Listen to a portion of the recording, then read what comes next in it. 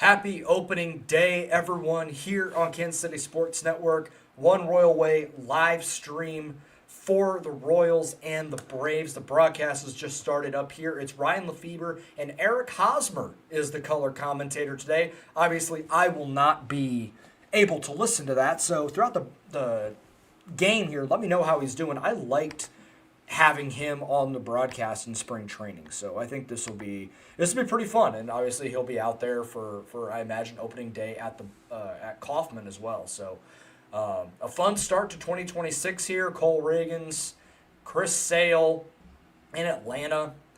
A lot of fun. I'm excited to do this, and I hope everybody that is watching, after all that, having me on a second screen there, I do appreciate it. This was something I thought about maybe doing in the past, but really didn't have the bandwidth for. But in this circumstance, I think this is a fun way to celebrate opening day since it's not at Kauffman Stadium. So this is going to be fun. I'm not going to run like play-by-play entirely. I'll call out pitches, stuff as we go. And you guys, let me know if you got questions in the chat. I'll throw some questions your guys' way to interact a little bit throughout as we go. But this is going to be, like I said, I'm excited. This is going to be a lot of fun, and cheers to everyone that may have an adult beverage in their hands as we're watching this thing. I do want to give a shout out to Emprise Bank, member FDIC, our partners in Possible here before we get going. They're a huge supporter of what we do here at KCSN, so we can't thank them enough for their support. Also want to shout out Kansas City Strength and Conditioning. If you have a baseball or softball player in the area looking for a place to train, be sure to go and check them out. If you guys are in the chat, if you guys are watching this, if you are watching this and you came over from Twitter or you heard on the audio side that we were doing this, be sure to hit that like button, hit that subscribe button as well. Let's see if we can get some more subscribers here as we get going. So this is going to be, I said this is going to be a lot of fun about 8 times, but it's true. Like, I love obviously watching the game. I love talking about the game, and I talk throughout games mostly to myself. So at least I know in this case other people are listening, and I just don't have my wife looking at me funny across the couch. So I at least have that going for me in this case. In case you haven't seen the lineup, that is out as well. With Chris Sale on the mound, obviously there's a lot of right-handers in there. Happy opening day. Happy opening day to you as well. Thanks for hopping in here. So we're going to go. It's going to be Michael Garcia at third base, Bobby Witt Jr. at short, Lane Thomas hitting 3 in center field, Salvador Perez cleaning up, catching, Vinny Pasquantino hitting 5th, first base, Starling Marte in right field hitting 6th, Jonathan India at second, Isaac Collins in left field hitting 8th, Carter Jensen getting the DH start in the 9 spot. Cole Reagans on the mound. So I had a feeling they would platoon this pretty heavily, and with it being Chris Sale, it's not just some run-of-the-mill lefty. He's one of the better left-handed pitchers of this generation. So clearly they're going to platoon this, and I know that people wanted to see Cags in here on opening day. I understand any other circumstance he would have been. I think this is just a circumstance of wanting to hammer as many right-handers in the lineup as they could, having the platoon advantage against the lefty. And then we know how they like to operate. They're going to pinch hit. They're going to use the whole bench. It's what this organization with Matt Quatraro has liked to do since he came over. So we're going to see Jack Caglione get at-bats late in this game. He's going to, I imagine, when there's a right-handed reliever in and Starling Marte is about to come up, Cags will be in. Whenever there's a righty, if it's a situation with runners on, Kyle Isbell's going to come in. Nick Lofton may get an at-bat later if there's a lefty-lefty spot for a Carter Jensen or maybe a Vinny if the situation really calls for it. I imagine they won't platoon Vinny. But it's going to give them options throughout the game. So I don't have too much concern about it. The thing that I found most interesting was Lane Thomas hitting 3.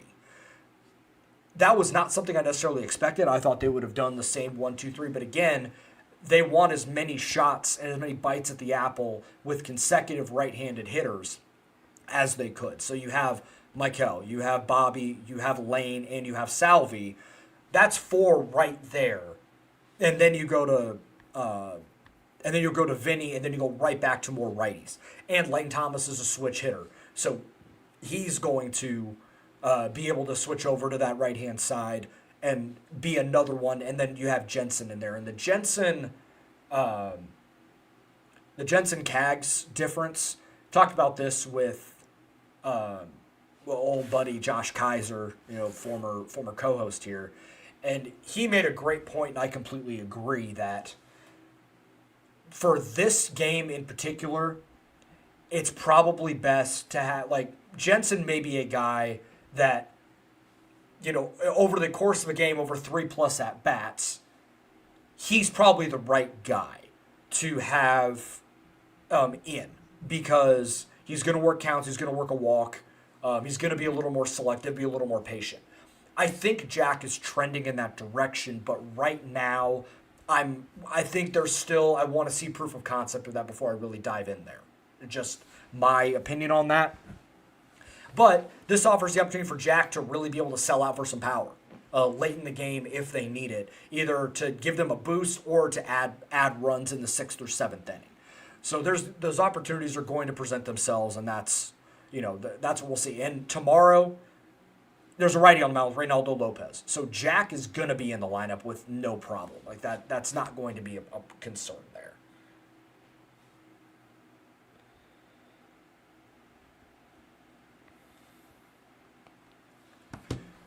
You guys have any thoughts in here? And Supermo, I saw your comment. Game time, let's go. Hey, thanks for hopping in the chat again, man. Glad to have you once again. We've got the national anthem going right now. Both teams lined up, so we're that much closer to getting this thing rolling. It seems like they are going to get started right at 7:15. I was not expecting that when I saw the pregame festivities, so we're getting pretty darn close. Do see a lot of blue in there that doesn't look like just Braves blue, so it looks like there perhaps is a decent contingent of Royals fans there in that spot, so that's good to see on the road there. And then, so 3 games there, and then the Twins come to town this weekend, this next week for the first home series, and the Brewers as well. So baseball's underway. Watched a lot of it over the last couple of days. Okay, here's a good question. Who's your most hated AL Central rival? That's a really good question. I want to say it's Cleveland.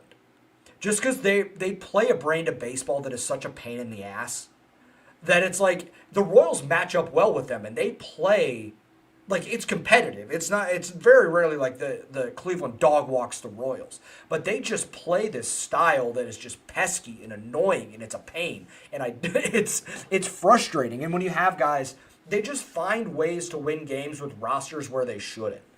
Like, I didn't think Cleveland was going to be good last year, and they won the division. Like, they're so well coached. Their player development is very solid. Their ability to scout is really solid as well. They just find ways to find all these pitchers that are either nondescript or you don't think they're that good, and they find ways to maximize the talent. Plus, they have Jose Ramirez. And listen, I think Jose Ramirez is an awesome player. He really is. When I'm not watching him play the Royals, he's one of my favorite guys because he is so talented. He's this undersized kind of, like, lack of a better term, like kind of pudgy dude that he rakes. And left side, right side, it doesn't matter. He plays third, he steals bases, he hits for power, he hits for average. And it sucks that he is in an era where,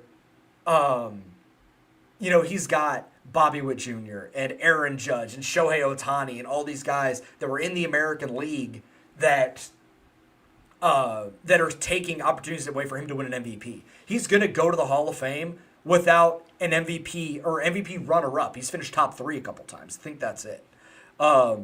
Joe Ryan, okay, that's a great point. Joe Ryan from So Intact 43. Yeah, Joe Ryan's infuriating. I can't wait until he's traded at the deadline and we don't have to see him in the division anymore.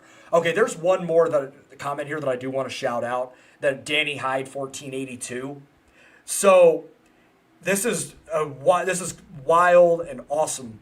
So Danny and I were in elementary school together in Yelm, Washington, in 4th grade and 5th grade, and we've stayed in touch over the years. We share that same love of baseball. That's why we were really good friends back then. Gosh, that's coming up on 20 years ago, which is insane.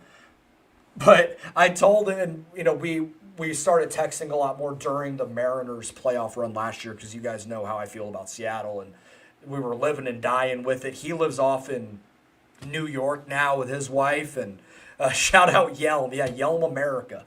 Uh, That was I still miss. I haven't been out to Washington since 2008 when my family and I moved from there to Kansas. But it's got the power of the internet. Like it's one of those cool things about growing up in the era that I have, where like I didn't grow up with the internet. I kind of grew with it in a way. And power of social media, you get to stay in touch with people that you haven't talked to or seen in person in 15 plus years. So very cool. The Mariners don't play until later tonight. They're on Apple TV tonight as well, so I wouldn't be able to watch it anyway. But thanks for coming in and hanging out to watch Royals Braves as we get going. KC Bama boy, Joel, what stadium to watch a game is at the top of your bucket list? I know that there are a lot of the answers. It's Fenway, it's Wrigley, Coors falls in this conversation. For me, it's actually Pittsburgh. Whenever you look at the shots of the stadium and downtown on the outside, like to me, it looks like a beautiful place to watch a ball game. So I think that would probably be the one that I would go to, I think, if I'm able. But Fenway, Wrigley are up there as well, but I think Pittsburgh might actually be at the top of the list. Have I seen all this Royals Marlins love? Okay, I've seen bits and pieces, but I don't understand the context. If anyone is more chronically online than me and can explain, please do, because I don't quite know what's going on here. With that, I am not as in tune to that. That might have been on like my For You timeline on Twitter instead of the following, because I have not seen too much of that. Seems one Royals fan followed a Marlins page and it just spiraled. Awesome. I love that. That's hilarious. I love everything about that. Did my stream freeze? Looked like it did there for a second. It was like stuck on the thing. Okay. Man, the Braves have so many guys on the injured list right now with their... Oh, actually, and Supermo Petco. I'll talk about that in a second. So Schwellenbach, right elbow inflammation. A.J. Smith-Shawver, Tommy John. Strider went on the injured list with an oblique. Hurston Waldrip, right elbow inflammation. And Joey Wentz, torn right ACL. So they're going through it right now with the injuries. And I knew they were hurt, and it's part of the reason I didn't pick them to make the playoffs. But that is insane. Okay, Supermo Petco would be a sick park to visit. I have visited San Diego. I interviewed for a job out there when I was in college with the Padres. And so I got to tour the stadium and stuff. And San Diego is a really cool town. Like, it is awesome. It's a great place to watch a game. That park is beautiful. Like, if you have visions of what a downtown stadium could be like in Kansas City, obviously San Diego and Kansas City are very different places, but what can be done around the stadium to enhance that experience about, hey, on a Saturday afternoon, it's a Saturday night 6:10 pitch. Hey, let's head down early, and there's bars and restaurants and stores. You can kind of explore, and it kind of becomes the tailgate in a way, where you go and you pour into these local businesses and areas around the ballpark that are all kind of themed, and it's kind of centered around it. And then you go to the game, and I think it's something that I want to see as well. I hope that we get to see that at some point. Because there was a quote from Vinny that obviously I didn't hear because I got the broadcast on mute, but he said when he talked to Joel Goldberg, the goal of this team is to play more than 162 games. It's a marathon, not a sprint. I love that mindset, and to me, it's not lost that they are talking to Vinny there. And I know that Bobby is going up to bat, but this was even before. Like, they're not talking to Vinny, they're not talking to Salvi. Like, it's Vinny. I think that some of that is just he is a more vocal guy. He's someone that is willing to put himself out there a little bit more in some areas. So I like that. That was, again, I don't think that's lost on me how vocal of a guy and a leader he is. But we're getting that much closer to first pitch here.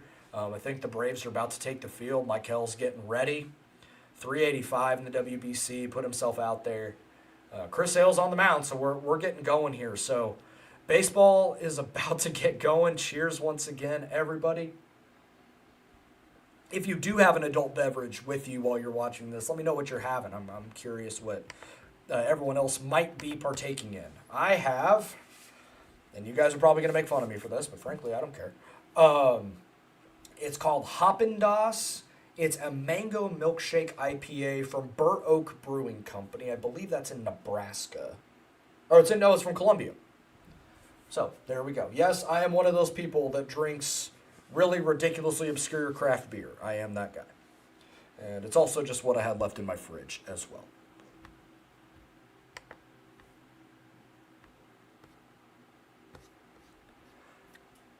Also, just another thing. The Yankees shut out the Giants again.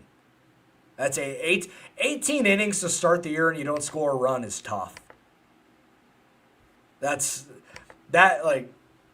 one of those where like nothing feels good if you're a Giant. That's really tough. All right, Michael is in the box. We are getting going here. Baseball from Atlanta starting here right now. Oh, and I love that the center field camera is directly behind the pitcher. So you can, like the movement, you don't get deceived by the movement here. All right, Sale from the windup. In the first pitch of the 2026 season's a fastball right down the middle, strike one. I think, that was literally right down the middle, but I'm actually okay with Michael taking there. They're hard platoon for Reagans. Yeah, it's almost like other teams platoon against left-handed pitching, and it's not just spreadsheets and analytics like if it's not the second pitch of the game, I thought Michael would have head tapped there because that was definitely not a strike. And now it's 0-2. Sale's coming after him with fastballs. I wonder if he tries to stick with it and establish here. Yep. And Michael shoots it down the right field line, but it's foul. He stayed with the heat. That was 97. 97 got up and away.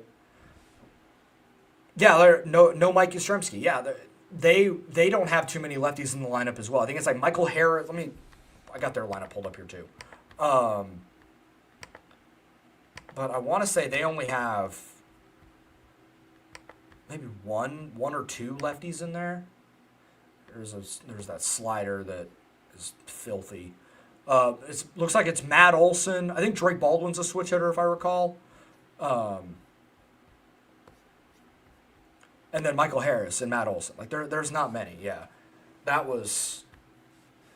0-1 pitch was tough, but you don't want to burn a challenge there that early. I kind of understand, even if it's a pretty clear strike. Mike Hill starts the year with a base hit right back up the middle. Hey, Calvin Alexander, good friend of mine from college, is in the chat here. He actually, when I went out there to San Diego, this is a bunch of crazy past life connections for me. He picked me up from the airport, and I stayed at his house with his mom and his grandfather in La Jolla in the San Diego area. So he hosted me out there when I was there because he worked for the Padres at the time. So what a cool connection there. I'm glad you're going back out there, man. That's awesome. All right, Bobby's up now, and he swings at the first pitch, and he's likely going to ground into a double play here. I mean, it was a fastball down the middle. He just hit it on the ground. That's tough. Josh IQ. So, hope to see more of these during the season.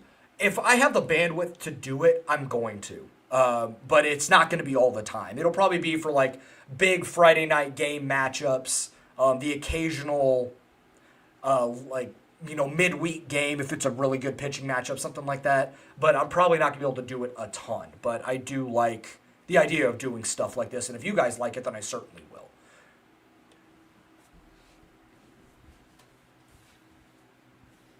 Yeah, I like the score bug as well. It's right in the corner. You see it, but it's not glaring on the screen. Like, I like it in the corner rather than the old FanDuel Bally screen that was all the way across. It was just a lot. Yeah, Bobby hit that ball 104 miles an hour, but he just hit it on the ground, which, you beat a ball into the ground. I mean, those are outs in the big leagues a lot of times, so it's not great. When am I getting Jeff Passan on, Calvin? Man, I'd love to get Jeff Passan on. I've sat next to him a couple of times in the press box. He's a really nice guy, but also incredibly busy and way more famous than I probably deserve to have on a show. All right, so Lane just swung through a fastball 1-2. I bet he's probably going to get another one. Nope, there's a slider away. So he's been just fastball slider so far. I don't think he's thrown. He maybe has like a sinker variant in there, but a lot of just four seam. Just four seam so far. Yeah, Calvin, he does live in KC, in the KC area, so he's out there not all the time, but I see him pretty frequently. 1-2 here, slider fights it off. He was sitting fastball there 100%. The entire production value is a huge step up so far in the broadcast from Supermo. I agree. It's been good to watch. I've enjoyed, and not just the Royals, but other broadcasts as well from other teams. I watch a lot of other games. I watch the Mariners are on MLB now. They're not on the RSN. So, and I would head tap their Lane. Nope. They're saving their challenges, but that's two that have been out of the strike zone where they probably could and they would have won the challenge. So that's going to be an interesting thing to watch early on here. And I think that's something early in the season that we're going to be seeing is how teams utilize their challenges and who gets to use them, right?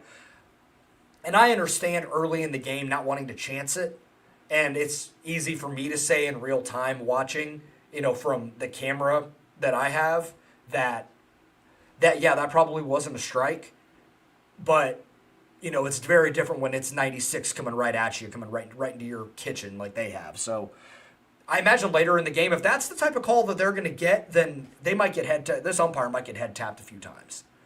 Now, on the flip side, if that's the calls that they're going to get, then I hope Cole gets the same type of lenience as well in the strike zone. Now, as we're heading to the bottom of the first here, and I'll read off the starting lineup here for Atlanta because I didn't do that earlier. Ronald Acuna leading off in right field, Drake Baldwin DHing. Ozzie Albies is hitting 3 at second base. Matt Olson hitting 4th. At first base, dear Lord, Chris Hale here throwing 98 at 36. He's an anomaly. Like there are certain dudes that are just freaks, and he falls into that category, especially with the angle. Like it's just the ball just explodes. It's nuts. Austin Riley at third, Eli White in left field, Mauricio Dubon at shortstop, Jonah Heim, former Texas Ranger. They're catching at 8, and then Michael Harris the second in center field. Now, what I know about Cole Reagans, and this is purely anecdotal because I didn't have the stat prepared in front of me. Cole loves to get ahead with a fastball first hitter, right? He wants to get ahead, establish it, and then let the secondaries work off. I don't think he can do that right here because Acuna will torch it if he's swinging. Well, he got away with a 96 top of the zone. I thought Acuna would come unglued. A chance KP, I'd throw 74 at 36. 98's insane. Yeah, I don't know how he does it. All right. Gets a little weak ground out to Vinny there for the first out of the inning on 2 pitches. That's huge. The pitch efficiency is going to be a huge part of this for Cole because he's not going to go super deep in the game. It's early. You're hoping maybe you get 5 innings or 85 pitches out of him, whichever comes first. And if he's able to get into the 5th, then I think we're in a really good spot. So this is going to be big here. I didn't realize Starling Marte had 2 Gold Gloves. That's awesome. Fastball and another 1-pitch ground out there. 3 pitches for Cole through 2 batters. With Ozzie Albies coming up, who is on the weak side of his split, I believe, as a switch hitter. And I want to confirm that, but I'm pretty sure that is correct. Let me confirm that. I could be completely talking out of my ass, which if you guys listen to me for long, if you know, sometimes I do that.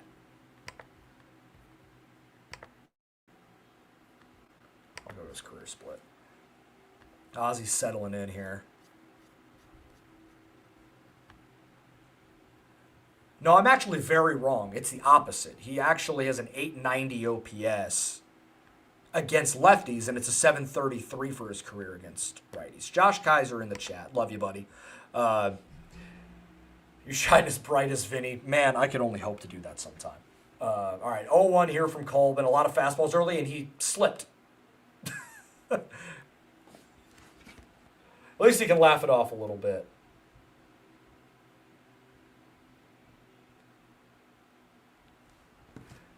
he just completely lost his footing. I wonder if he just stepped where Sale did and just completely lost his footing. Now, we've seen him kind of get the wise when he's lost his footing in the past. I hope that doesn't set up here. Well, 1-1. It looked like he tried to flip over a curveball there. Back to the changeup. And there he goes, changeup 2-1. Down and away. I actually like that sequence of the fastball up and changeup down and away. I mean, that's when he's at his best, when he's able to get that north-south tunnel going. Fastball, and it's hit high. I think it's gone, and it is. Ozzie Albies just got underneath it enough. All right, so now we're down early here. Cole gave up a home run early last year. Or not last year, 2 years ago against the Twins when Royce Lewis got him. There's a fastball up, but not high. Or no, it was a changeup. Changeup stayed up. I saw it as a fastball just because of the location. But nope, 84 right down the middle. When it's elevated like that, it's not great. All right, so now you got the lefty Matt Olson. Fastball away, strike one. Back on it. It's all good.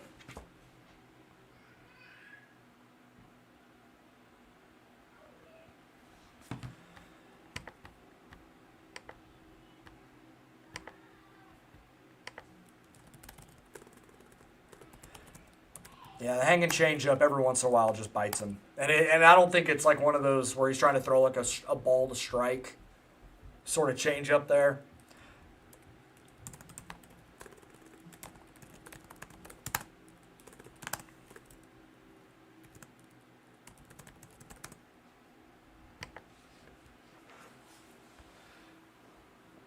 Sometimes a pitcher just needs that kind of thing to lock in. I mean, maybe. I think there is a certain element of like the like a quarterback, running back, receiver, where they're like, hey, I need to get hit once to kind of feel it a little bit in football, and then I'm ready to go. I think that's probably some of this here. Cole's trying to chase some swing and miss after he got the 1-2. He got a 1-1 swing and miss from Olsen on a curveball down, and he kind of chased a couple there. I just don't want this inning to get away from him here because he threw 3 pitches and got 2 outs. Fastball up there. Now he's at 13, so he's thrown 10 pitches to the last 2 batters.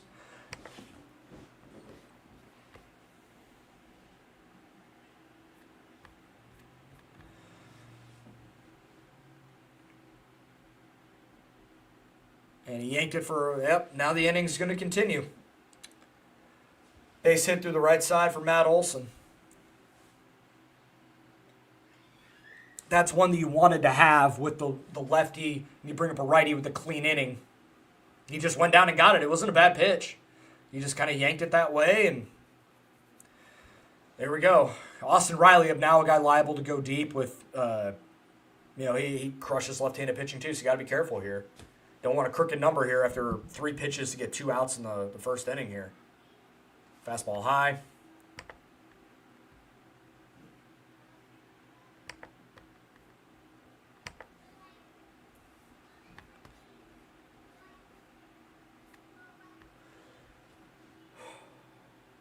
Miss with a changeup.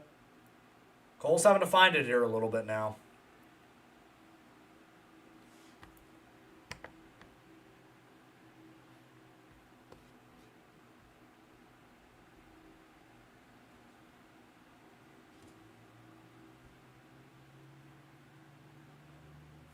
Same high miss, 3-0 now.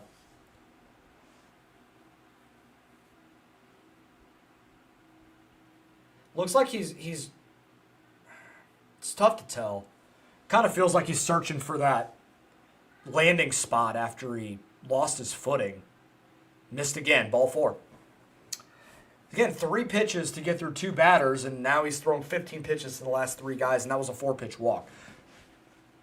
Got to lock back in here. I mean, this is where pitch efficiency is huge early in the season. Got Eli White. Last year, 234 at 677 OPS. And this is a guy that's kind of he's a platoon guy.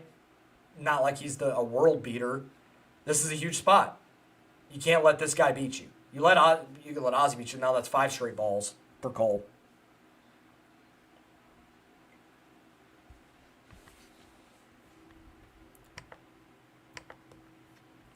It really seems like he's searching for that landing spot.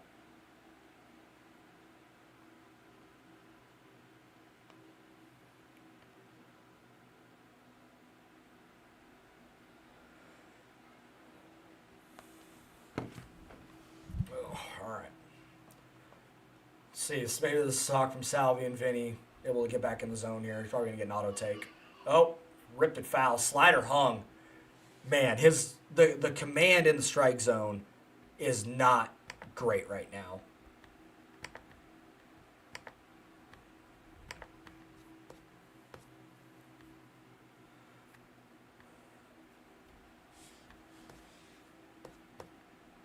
That's a great changeup there, down and into the righty. So there, I think he needed to see that. Like you get that pitch, a swing and miss.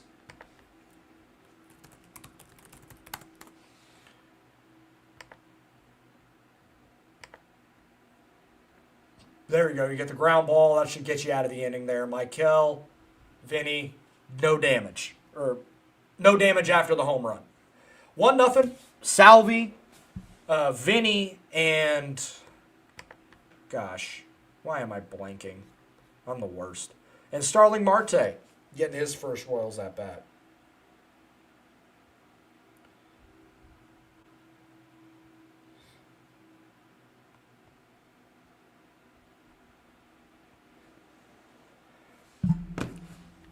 Sort of fought his command there, but being able to get out of that without it turning into a crooked number is big, especially first inning of the season. So we'll see. I think we'll see him settle back in. Those last 2 pitches were really good. That was that the 2-1 changeup was really good. Kind of down and in to the righty. When he's got that pitch going,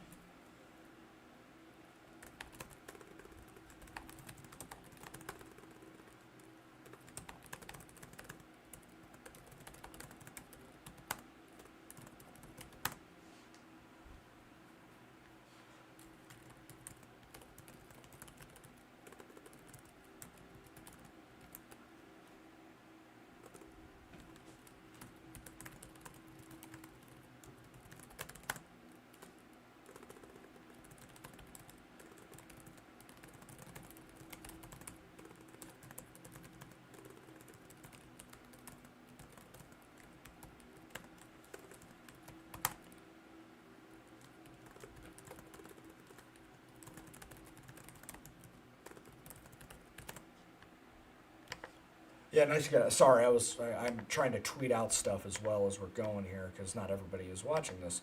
Nice to get out of that. More concerned about the pitch count than the run. I completely agree. I said if you can get 85 pitches from him or 5 innings, I would like to get 5 before we get to 85. So certainly we'll see here. All right, Salvi up here.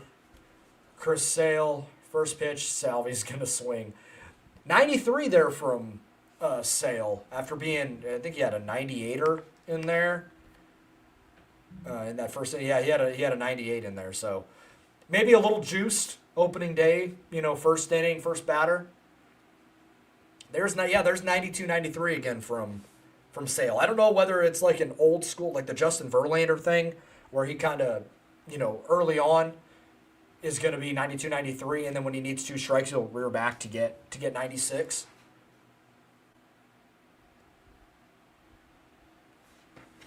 Salvi fouls it off.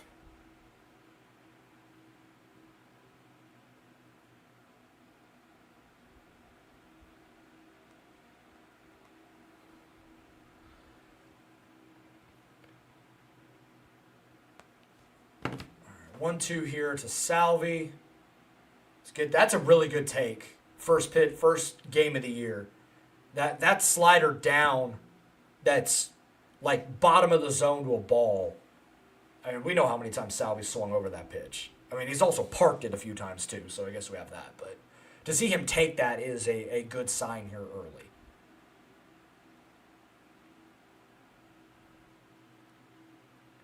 Salvi rips one up the middle for a base hit. Leadoff guy on again here. Now we got Vinny coming up, first lefty in the lineup. Curious how Sale's going to attack him. Probably, I think we're going to see quite a few fastballs in here, but because Vinny crowds the plate a little bit, so he might try and bust him in a little bit, try and get him to roll over. Would be my guess. Don't let Vinny get extended on a slider.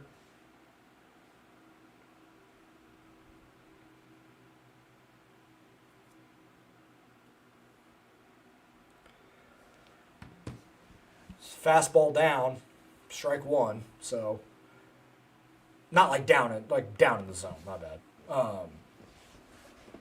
This is gonna be a tough at bat for the lefties in the lineup tonight. I'm really curious how Carter handles it. I know Vinny's gonna be fine. If he faces enough lefty, I'm not too concerned. There's that slider. That's a good take.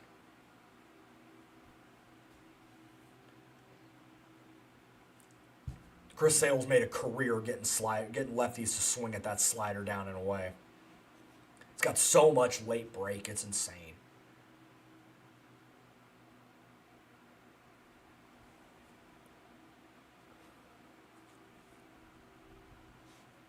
Of all the there are a lot of lefties that are tough, left on left, but Sale's got to be like him, Aroldis Chapman, some of these dudes that are just in your kitchen. And especially when you got Sale, who's stepping towards you, and every ball looks like it's coming in at your front hip.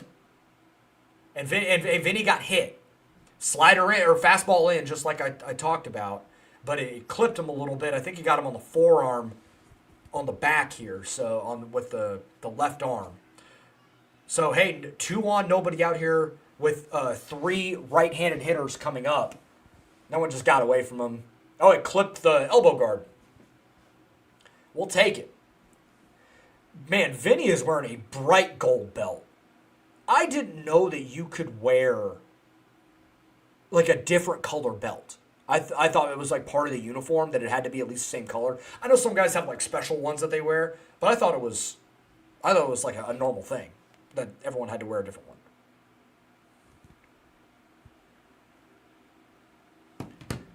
Starling Marte shows bunt there with the 2 slowest dudes on the team. That might have just been to take a pitch, which is fine.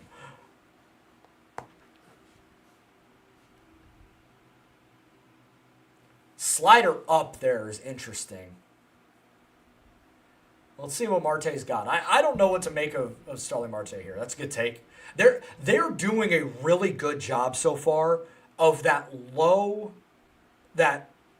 strike to ball slider of laying off and making him come in the strike zone with his fastball. They've had a good plan so far, it seems, against him. Fought off a fastball there. 1-2 now on Marte. Going to be really tough to you need a ball in the gap or down the line to really score a run here. Yeah, we tried to duck hook one down the line there.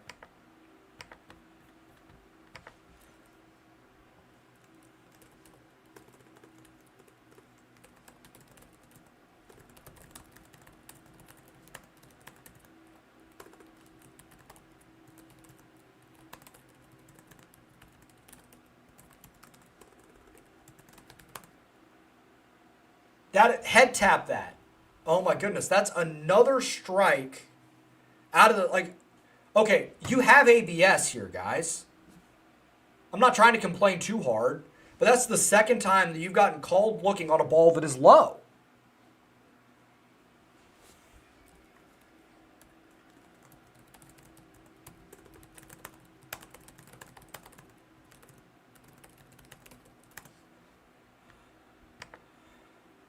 Like, I understand not wanting to burn challenges, but let's be very honest with what we were seeing here. That's 3 that the Royals would have been able to head tap and successfully challenged. Yeah, I mean, the only thing I can have is that you don't want to burn a challenge in the second inning.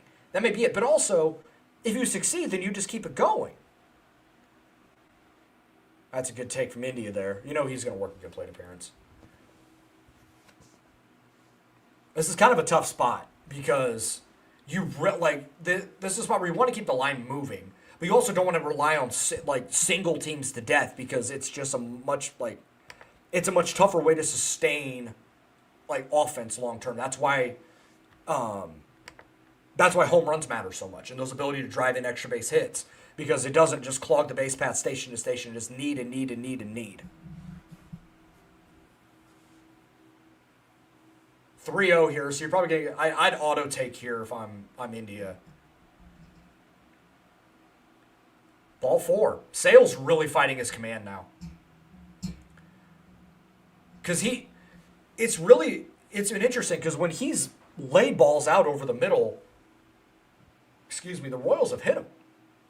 Michael got one, Vinny got one, or not Vinny, Bobby got one, and then Salvi got one when it was a fastball up. So you made him throw 18 pitches so far.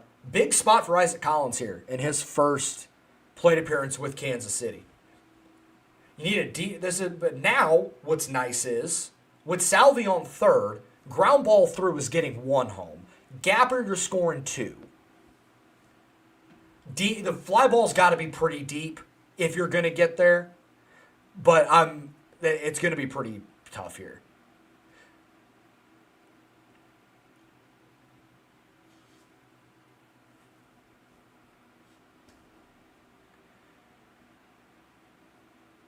There's a slider down and in for a strike. And that one actually was a strike, to be fair.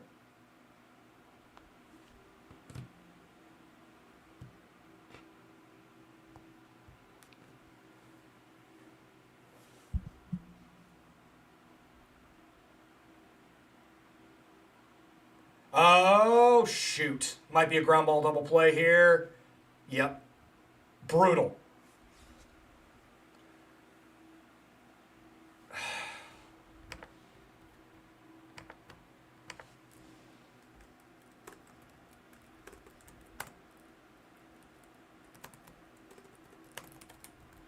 Ground into a double play with the bases loaded.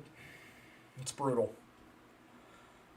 That's 2 opportunities with runners in scoring position that you can't come through. It's not great. Well, I guess not runners in scoring position, but runners on. That's tough.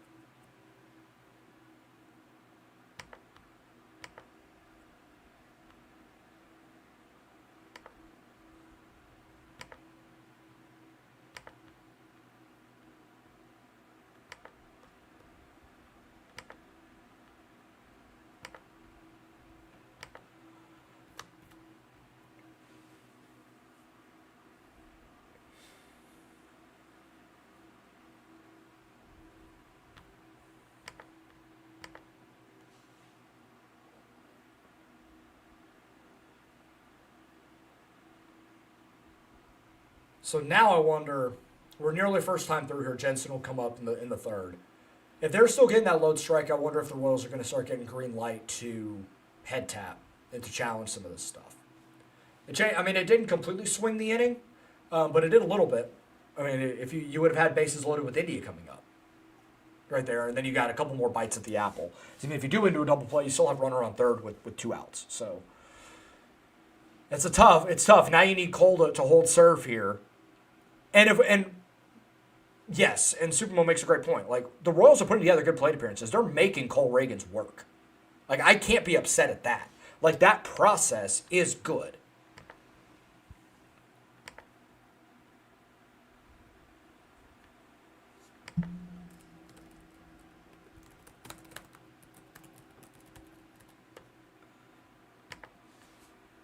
I already got people in my mentions telling me that the game is that might be the game. Okay. Royals Twitter is so back, you guys. Go look at the hellscape that is that app right now. I like that 0-2 front door changeup from Cole there. Got ahead of the hitter, which is, I mean, that's huge. We got him. First strikeout of the season for Cole and a slider in the dirt. Got Mauricio Dubon 1 down. Big time strikeout there. Start the inning. Can anyone tell me, because they're profiling Michael Garcia right now, Joel Goldberg, what are they talking about, if you wouldn't mind, anybody that's in the chat here, because I'm curious.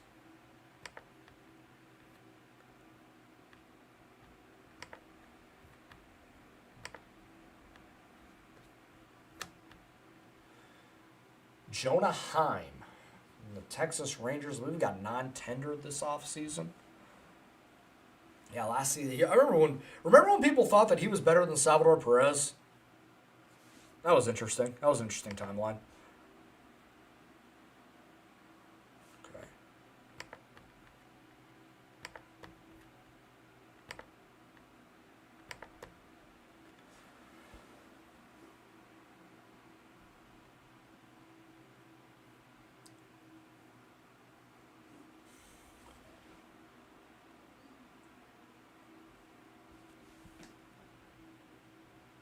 Two one here. Missed a fastball up and in there. That slider just didn't move. It's kind of odd.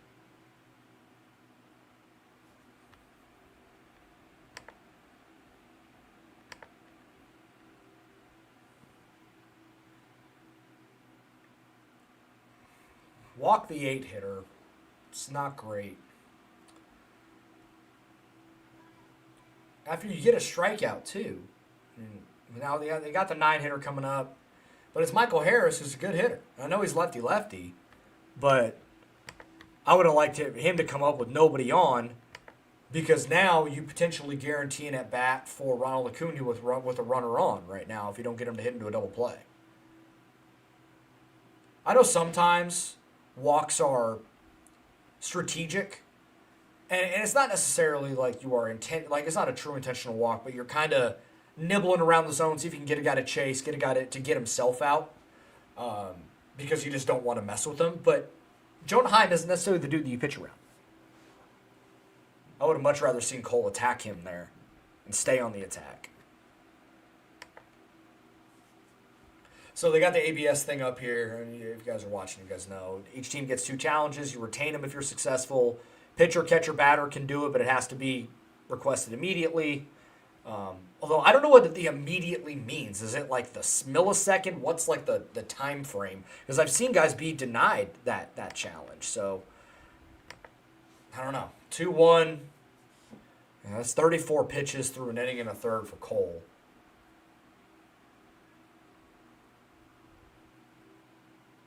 There we go. Fastball up. Got him to chase. They can't make him. Okay, so you can't make like a move out of the box or look to throw the ball. Okay. So, I mean, there is probably. I'm sure that as this builds, like, we're going to see some kind of, like, I don't know what the right word is, but, like, we'll see some sort of parameters for what is immediate versus what is not immediate, what is you've lost your ability to, and things like that. We'll see some more concrete stuff as this thing progresses. What are your guys, anybody in the chat here, what are your thoughts on ABS? Do you guys like this? Do you guys think it's a little bit too much? Where are we at with it?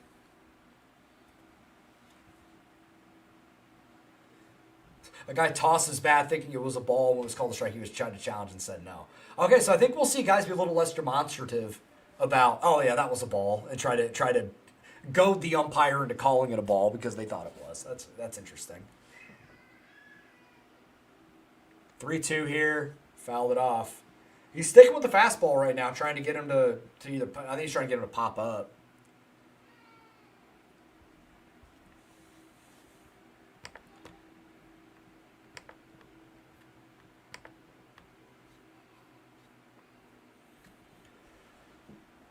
All right, 3-2 once again. Got him to chase a slider down. That's huge. 2 outs now, both way of the strikeout with Ronald Acuna coming up with 2 outs.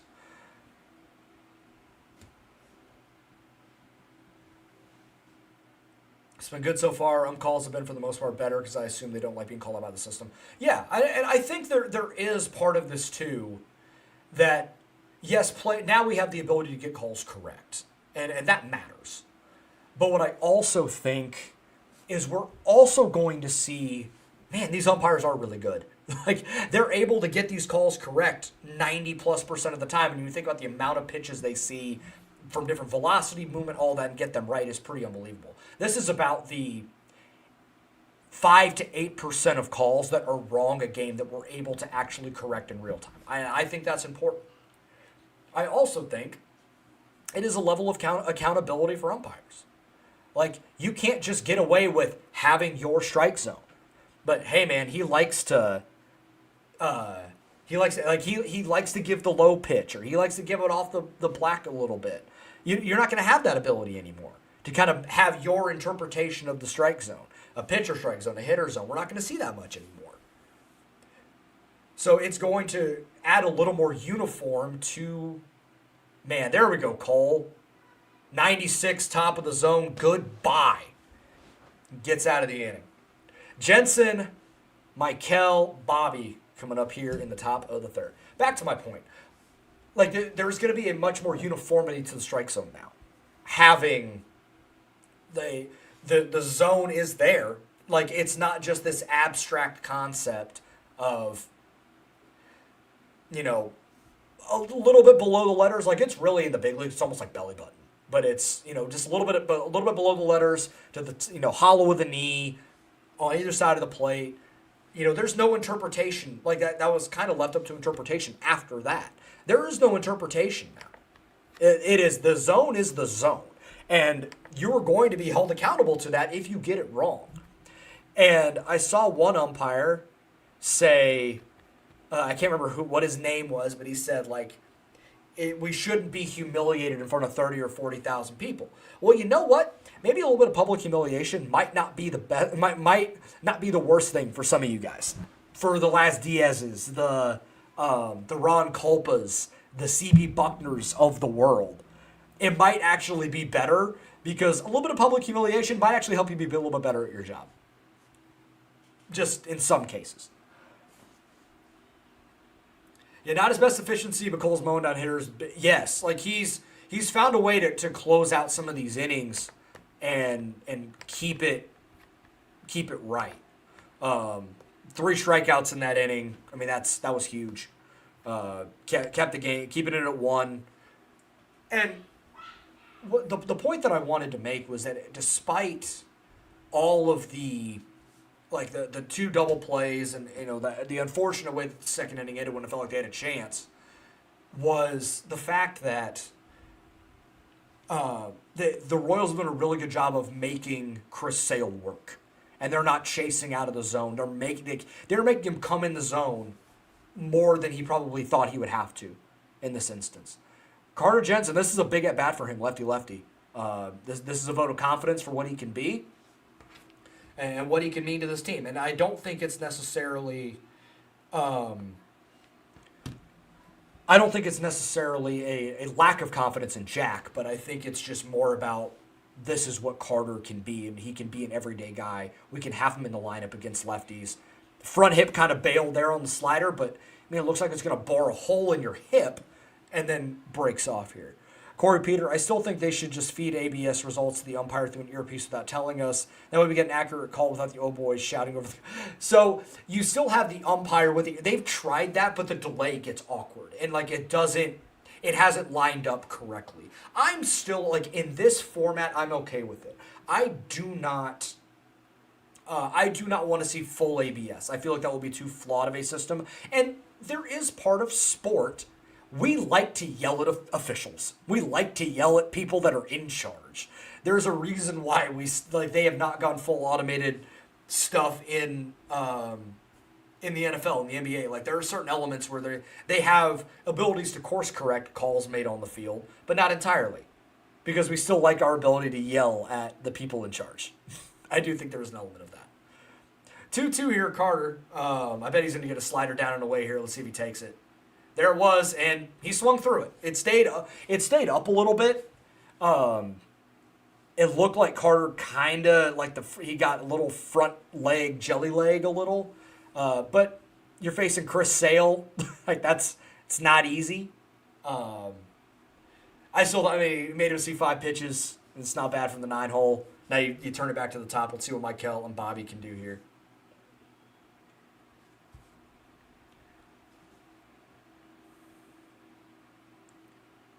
Changeup. You don't feel like he's thrown that a ton. It's been a lot of fastball, a lot of slider. I think that was, let me refresh this here, but I think that might be the first. So, Corey, I don't have the audio on. I am purely, I'm just going on mute so that I can focus here. Because if I'm trying to talk and I'm listening there, there's only I do have enough ADHD that I probably could do it. It probably may not be the best call. I need you guys to tell me how you guys think how Haas is doing. I liked him on the spring training broadcast as he was kind of getting going. Like, there may be some moments where it's like, I don't know, but this is new to him, so we'll see. But I think the dynamic of him and Hudler and Jeremy Guthrie and Jake Eisenberg, I think it's going to be a really good broadcast team.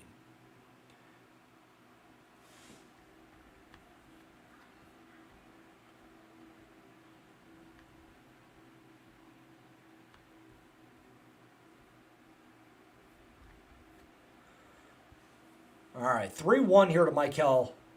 Missed it. Ball 4, Michael's on for a second time.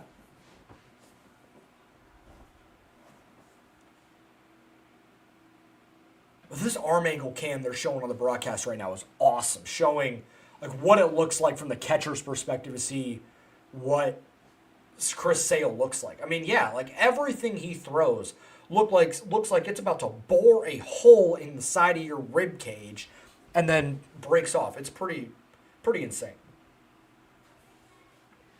Quick little look there at Michael. I would put him in motion here. I would maybe see I don't know if Sale has like a slide step or anything like that, but I want to see kind of how he's going to be working. Fastball in, strike 1. Don't think Bobby wanted to swing at the first pitch in 2 consecutive at-bats.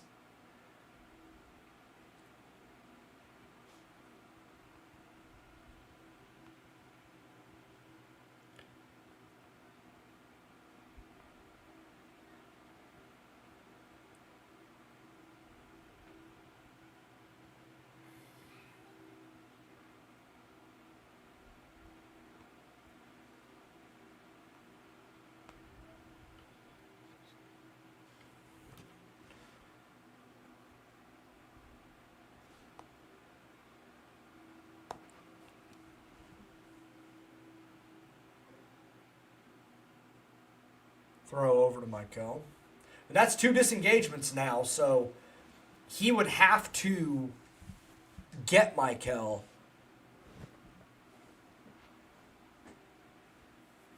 So the 0-2, you may see him in motion here. Bobby chops a changeup foul.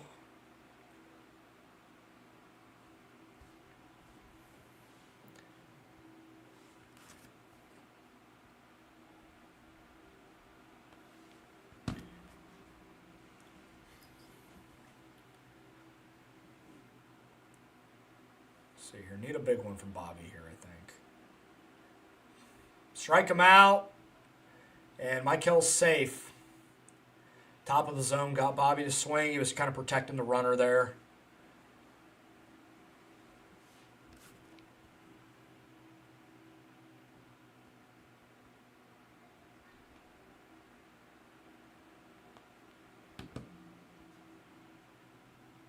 And I think that's an underrated part of having Michael leading off again as well, is his ability to steal bases. Like, Jonathan Idiot could get on, but he wasn't going to steal. And when he tried, I think he was 0 for 9 last year. And especially with his knee being a little banged up and stuff, like he really didn't get many opportunities and he kind of stopped. So when Michael's at his best, he's going to be a 25, 30 stolen base guy. So that adds another element that teams are going to have to rely on. It's back-to-back sliders that they're taking. They're making him work. He is not. They're doing a really good job of not chasing that pitch down, which he's made a career off of almost, of getting that people to chase that because of the heater. 2-0, took a chance. I don't mind that swing. I know it was out of the zone, but he knew he was getting a fastball just above the barrel. It's all right. I mean, as a big league hitter, you got to do that sometimes. You just got to take it like, hey, he's giving me a fastball. I'm going to swing and take a chance. That's a great take, 3-1 after swing. Great take there from Lane, 2-1 after he swung at a fastball up the previous pitch. Sale went back to the well, but not there. I love that. That's a great take. 3-1 with Salvi coming up. He's probably going to give him another fastball. Doesn't want to walk him with two to put 2 on for Salvi.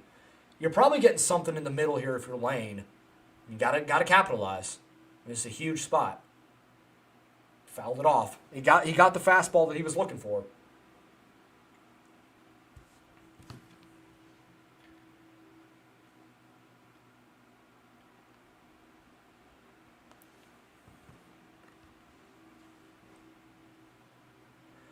Well, yeah, I mean, it would help to really justify that right now. But yeah, let's see here. 3-2. Great take.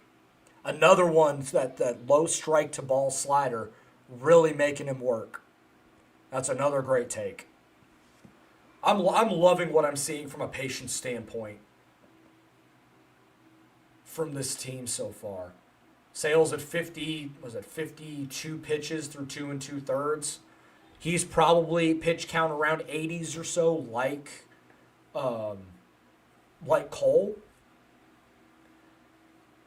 Salvi can make him work here too and get him up to around 20 pitches per inning. And the Royals might be in a really good spot. Salvi, get down, ball. Dang it, what a play by Eli White. Man, that's a good swing. Dude made a play.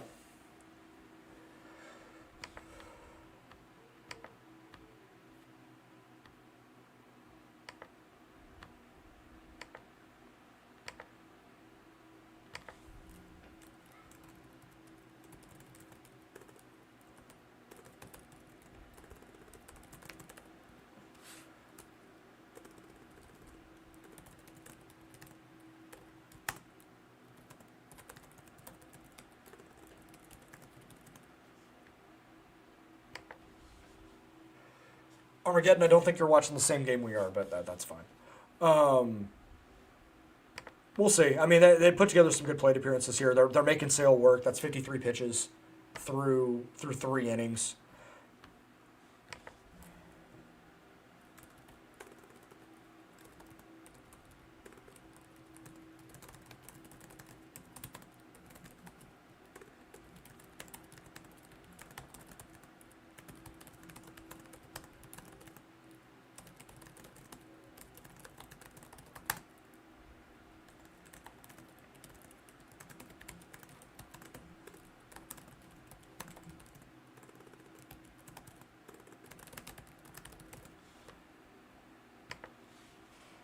Because there's a balance to this. Like, yeah, Salvi swung at the first pitch, but sometimes the best pitch you're going to get in an at-bat is the first one. And it was a fastball. I think it was a fastball in, and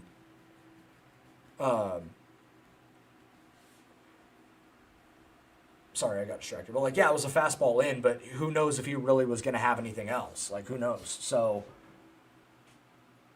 there's doing a comparison here, Cole Reagans to Cole Hamels. I never really saw that until they put it side by side, but I really like that comp, actually.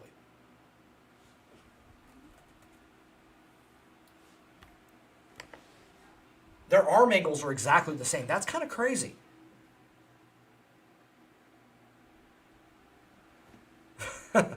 Yeah, a couple tough ones so far, but hey, they have traffic every inning. Not a lot of quick outs. I mean, some tough luck. Like I thought the Bobby one was a bit of a tough luck. Not necessarily the Collins one. That was like a three hopper, but don't necessarily love that one. But Salvi there, that's a little bit of tough luck. But they're making Sale work, and I can appreciate that. Who do you think is first out of the bullpen? That's tough to tell right now because we don't know how long Cole's going to go. I don't know what his leash looks like. If he only can get through 4 innings, and it might be Bailey Falter just because he can probably give you two. They don't want to have to burn the bullpen because they don't have that game off day game or series off day before. Like it's kind of a weird scheduling thing that they did by moving this game to Friday. I'm gonna guess it's probably gonna be Nick Mears because I don't think he's necessarily going to be super high leverage. But if Cole can give you 5, then I think maybe Mears or Schreiber for the 6th. But also, there's a lot that can change between now and then. Game score, time score situation. We'll see where it goes. Kind of bailed out Cole there, swinging at a 3-1 pitch. He's really trying to be fine and spot that fastball down and away, but it looks like it was almost like he was aiming it a little bit. The velocity is down a little. I mean, he's around 94 right now, but Drake Baldwin and gone. 3-2 fastball. He dropped the head on it. 2-0 Braves. Left on left.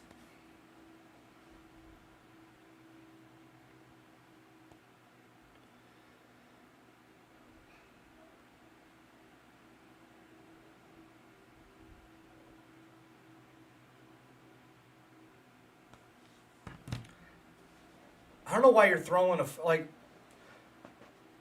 this is one of those things that maybe someone smarter than me I may need to ask about. But if you're a guy like Cole, who throws a high spin, high vert fastball, why are you throwing it at the bottom of the zone?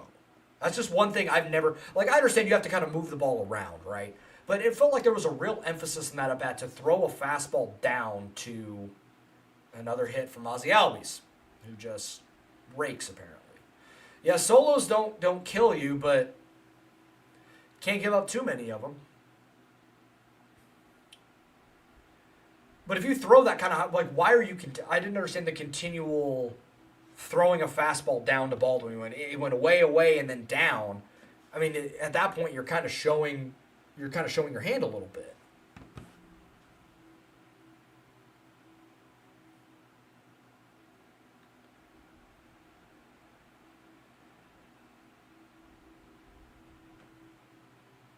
I think we're going to get a pretty short outing here from Cole. 52 pitches through 2 plus. Hasn't gotten an out in this inning yet.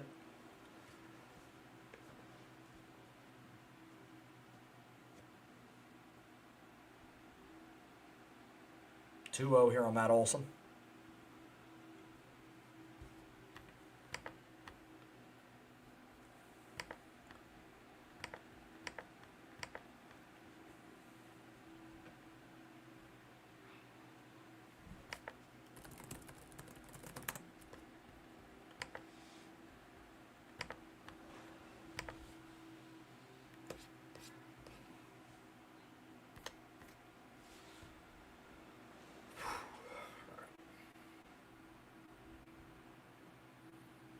Don't just throw a fastball down the middle. Oh, that's a good move.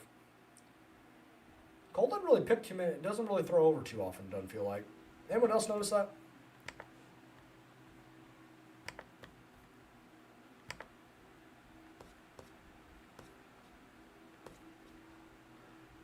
Good pitch to run on. Salvi got him. At some point, people are going to learn. Salvador Perez has been in the league for 15 years, and people are still trying to run on him.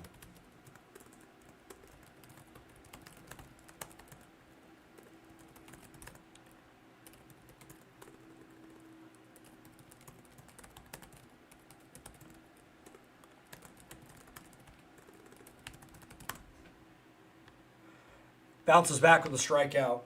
There we go.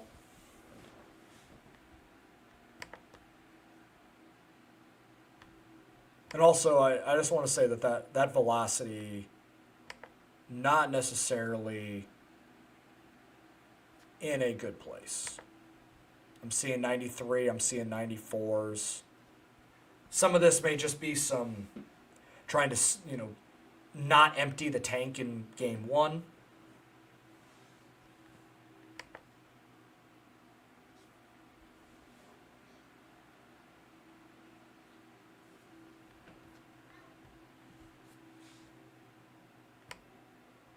Thank you, Nick, for banning that guy from the chat. Appreciate it.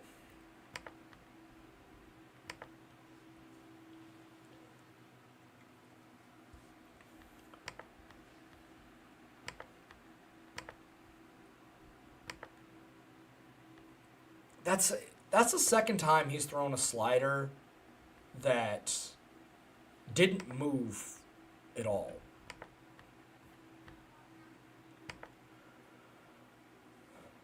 Two one here. That ball's hit hard. That's going to get down. Well, actually not hit hard at all. It just doinked in.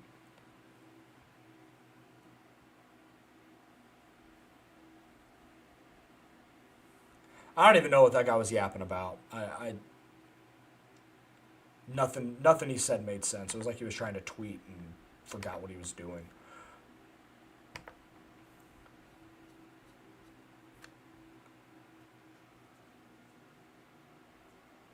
All right, let's 2 outs here. Let's see if we can get Eli White out again. 60 pitches through 3. And geez, and I think they're making Chris Sale work. Some of this is Cole's undoing, though. It's a great changeup, though. Like when he has his changeup working, he's tough to get because of the way he throws his fastball. That's another 93 from Cole. I bet 85 is probably like the highest end. Okay, I'm looking at this. I don't know if it's just like my screen because I got it like tuned down a little bit so it's not super bright. But it looks like they really have like tuned up the brightness of the blue on the hat and the jersey and stuff. Does anyone else see this? Because I saw something about that earlier and it looks like it's something that they actually did. Josh, let me go look at the Braves roster here. I know they signed Robert Suarez, and they still have Raisel Iglesias, Aaron Bummer, this guy from a few years ago. Didier Fuentes was like 20 years old in their bullpen. There was Fuzz. Joel Payamps of Royals fame. I think that Jose Suarez. They got some guys, but we'll see what ends up happening. Still a lot of game left here.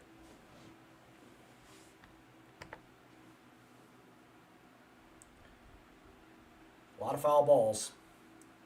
That's been part of this too. Is there are a bunch of foul balls.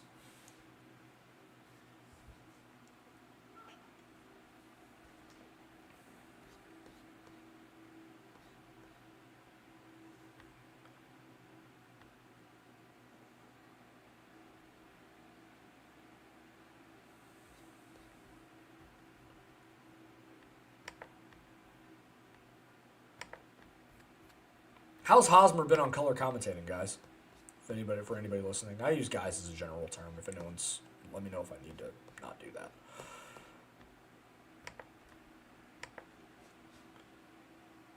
Man, that changeup's filthy when he's got it working. All right, through 3, 2-0 Atlanta. I'll be right back. Hey, before I go, really quick, drop what would your walk-up song be if you had a ticket at Bat at Kauffman Stadium? Drop that in the chat. We'll talk about that in the 4th.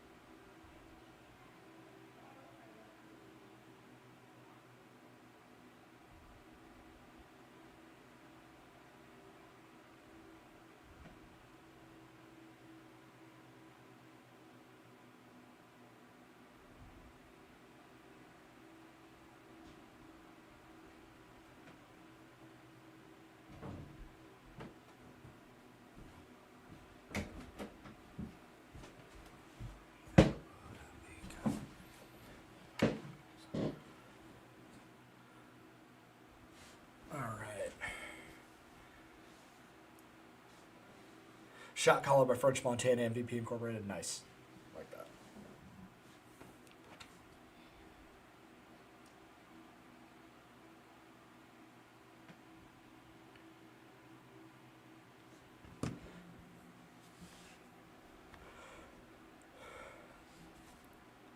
Iron PR 2717. How are we looking? It's 2-0 Atlanta right now, headed to the top of the fourth inning.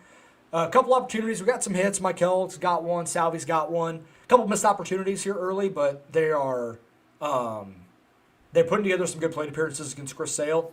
To see that to come through. Cole's been okay. Spotty command. Give up a couple solo homers, but it's hard to tell sometimes on opening day. This guy was getting. Corey, some guy hopped in the chat and was just saying random stuff and just kind of spamming, and so we gave him ejectocito. Vinny's up here, top 4, just fouled one off here, 0-1. It's a good slider take.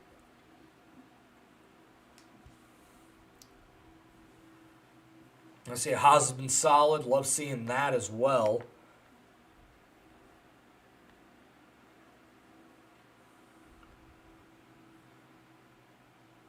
Another slider take.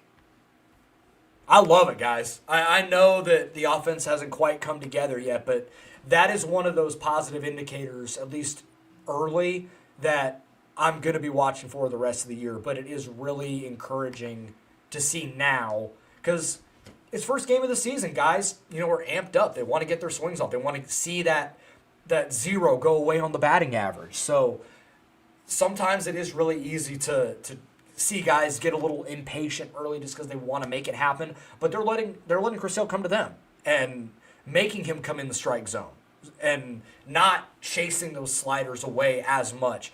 I think I saw David Lesky said it's a 22% chase rate through 50 some odd pitches. I mean that's significant.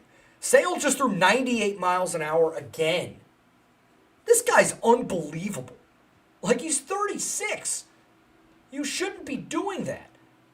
Also, shout out to Jonah Heim there. He about saved the umpire from a broken hand. Because Sale completely missed his spot. The umpire was completely exposed in the slot. And Jonah just reached across and knocked it away. Oh, Vinny! Foul. Darn it. Sorry, guys. Got excited there. But man, I've umpired at lower levels. That is a very vulnerable feeling when the catcher's set up away and you're just there and you're just hoping they don't miss. 3-2 here for Vinny. Hard ground ball. Good play by Olsen. Bobble. Got it. But all right. Moving on. What moves did you like this season? Like this offseason, you mean? I really like the move for Matt Strahm. I know giving up Jonathan Bolin was tough, and he's in the Phillies bullpen now. But that was necessitated by trading away Angel Serpa to get Nick Mears and Isaac Collins. I like that one. I like Lane Thomas just because it offers the opportunity to platoon Kyle Isbell a little bit. He's playing center field tonight, so we'll see there. And then just some of the internal ones, like just seeing Jensen and Kaggs get their opportunities. I'm curious what Starling Marte is going to be able to provide. He's in the starting lineup tonight. A guy that is mostly going to be a platoon bat. But they like to use, but he's here for a reason. Like they don't just platoon for no reason here. Another ball on the ground. Change up 1-0. Let's beat it into the ground. Tough one.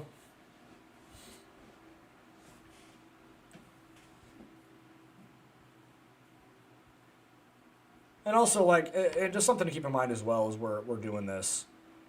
It's one of 162 games. Like, what we see tonight is not necessarily indicative of what we're going to see over the whole season. Like, they're not going to ground into double play with the bases loaded every single time, right? Cole's not going to look like this the whole season.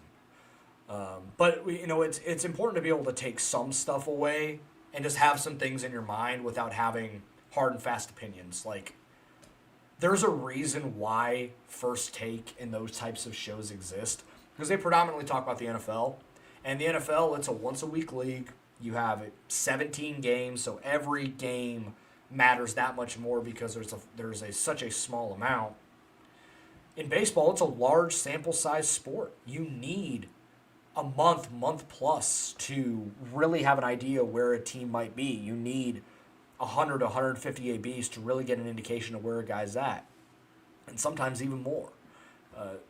So it's just something to keep in mind. Like, yeah, people like if you're like fan is short for fanatic. I'm not naive to that. I have those moments too. But if you find yourself like overreacting to one game, I promise you, it is a long season. It would be just miserable to feel that like hardened and like, lump of coal up your ass all the time about everything. It ain't worth it. I'll say that. It's baseball. There's so much variance throughout a year. There's so much nuance to it. We'll see what happens here, but I do think there are some things we're going to be able to take away from this one for sure. 2-2 to Jonathan India here. Fought off a slider.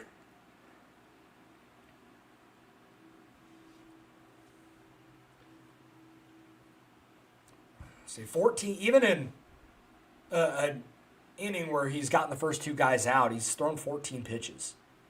So, it's not nothing, right? Another 2-2. Fastball in, head tap. Just to try it. Nope. Another looking strikeout. I want to see where that one was.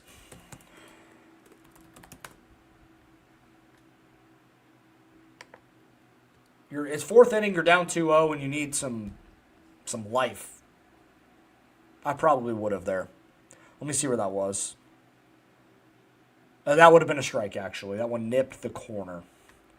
So I would have been wrong, and I would have lost the challenge. I'm trying my best not to turn into my normal pessimistic self until May or June. Hey, tough but fair. I get it. I think part of it is I used to be that way, like live and die on every game. And just, for me, it's just not worth it. It was a strike. Super Mo, by the way. I thought it would, like, just on my monitor, it looked like it was off the corner there. But that was just a dotted. He just dotted that pitch. But I don't know. I think I've just gotten to a point. Maybe some of it, too, is, like, covering the team and being around the team and being in more professional settings. It's not that it's necessarily taken the fan out, but it's just allowed me to watch the game from a different perspective and allowed me to just watch the game and take the game as it is and not have the fan, like, mood swings. Because, listen, that's part of it. Like, when it comes to football season, I'm a wreck. Like, I am all over the place throughout a game. Every time you give up a opening drive touchdown, I'm like, oh my God, we're going to lose. We're going to get our ass kicked today. And then by the end of the game, it's like, oh, they settled in, they won by 10. Like, and it's just the way it is. But baseball is just one of those sports that there's just so much variance throughout a year that, like, having those major up and down, like, it's just, to me, not worth it. But also, we have, and I think being around the team, too, has helped calm some of that. Because I feel it. Whenever there was a devastating game, I'm like, that little percentage of fan comes out, and I'm frustrated, and it's like, oh, I can't believe they lost that game. But when you go into that clubhouse, and they talk about today all the time, and, hey, we lost yesterday, can't worry about that now. We got a new game today. Can't let tomorrow beat it. You can't let yesterday beat us today. Can't be worried about tomorrow. We got a game today, and we'll worry about that after this one's done. And I think that's helped change my perspective and shape my perspective a little bit on the way that these guys handle their business and understanding. And that's why games out of hand, it's 6-1 in the 8th. Hey, we're on to tomorrow. Like, I'm not going to worry about it. I'm going to move on.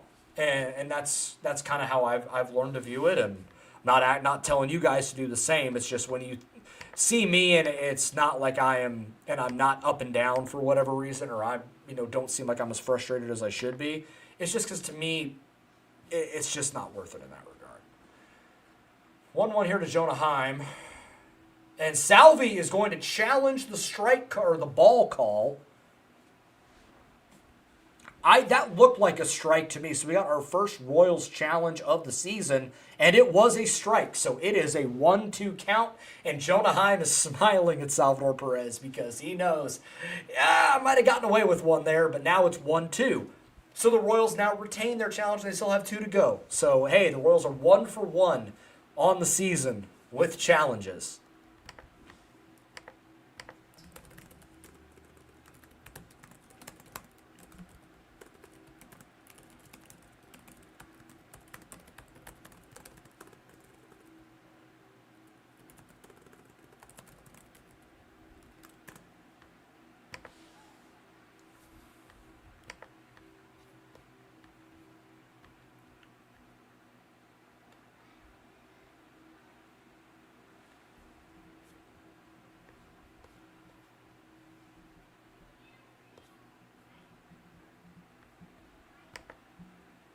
One, two here. Fastball way in. Up to 95 there, so that's something.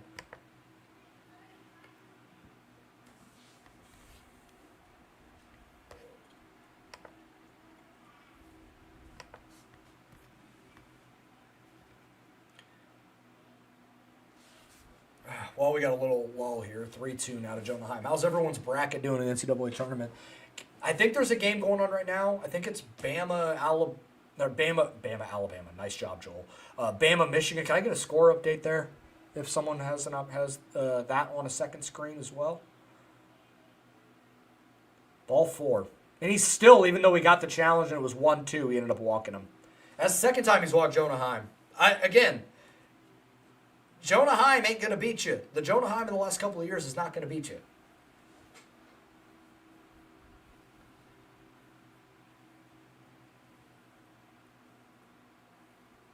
See if he can get him to roll into a double play and get you to the 5th inning. 75 pitches through 3 1/3 here for Cole.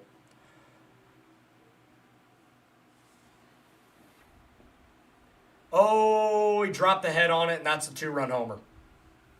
4-0 Braves.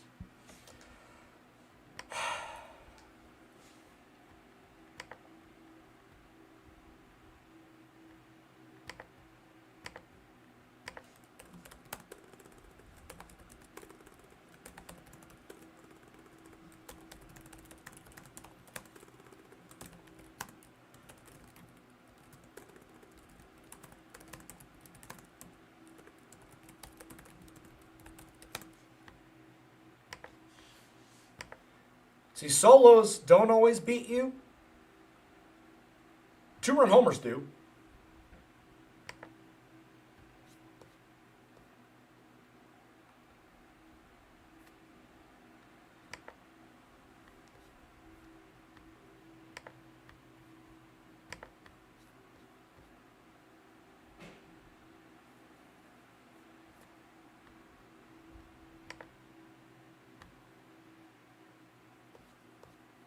Three walks, 2 of them to the 8-hitter, and 3 homers given up by Cole Reagans.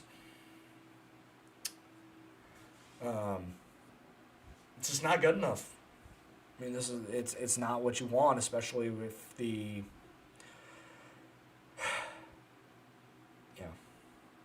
damn.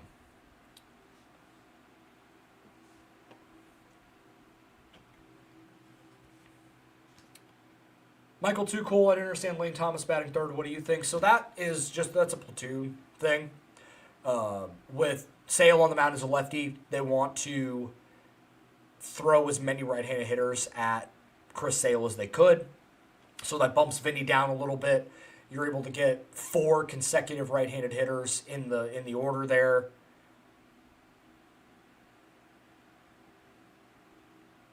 Armageddon, there's 161 more games, so I'm glad you've made sweeping opinions about this team in a couple hours. But I'm fine with it. I understand the process of what they're trying to do, and they put together good plate appearances tonight and haven't cashed in. Like, them's the breaks. They got to figure it out, but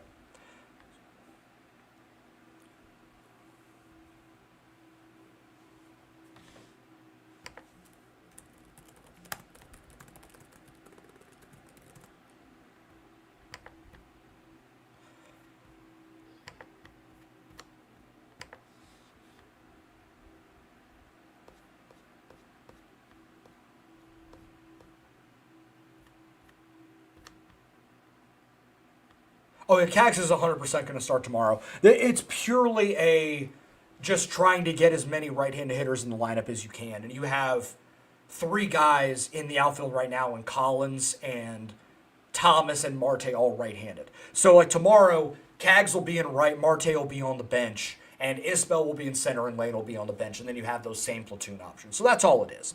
It's not an indictment on Cags that he's not in the lineup. It's just trying to give as many of those opportunities as you can. Plus, there's going to be pinch hit opportunities for Cags and for Izzy and some of these others, in there as we go. Bailey Falter up in the bullpen now. It's 4-0, and Cole's 85 pitches through 3 2/3. So they're going to try and get some length out of him. No reason to use a major guy there. So, we'll see. I think this is probably they're going to let him finish this inning unless, if Drake Baldwin gets on, they might come get him.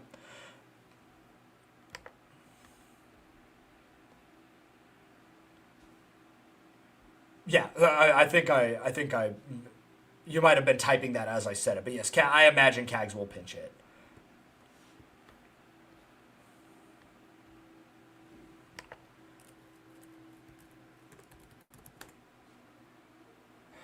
Cole's trying to get way too fine with some of he was ahead of him again, and he just it's like he's trying to chase the strikeout because he's afraid of getting popped again. So it's just odd, and it's a thing that he does a lot. Not a lot, but just you can tell sometimes he really tries to chase the strike zone, or chase strikeouts and not strike zone. But he's trying to get chase and swing and miss, and it's man, just let your stuff play in the zone. You got swings and misses and ground balls in the strike zone. You can get swings and misses with your fastball in the strike zone. That's something I don't quite understand.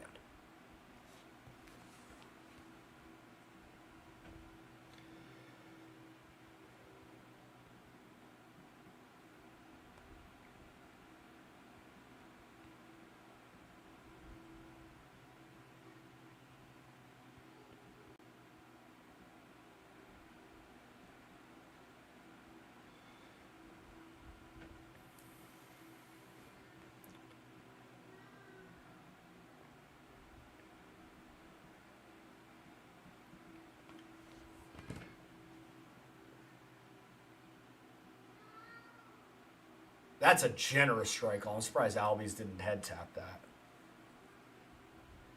Yeah, and even if it doesn't happen tonight, and I'm not trying to be defeatist, but who knows? It's baseball.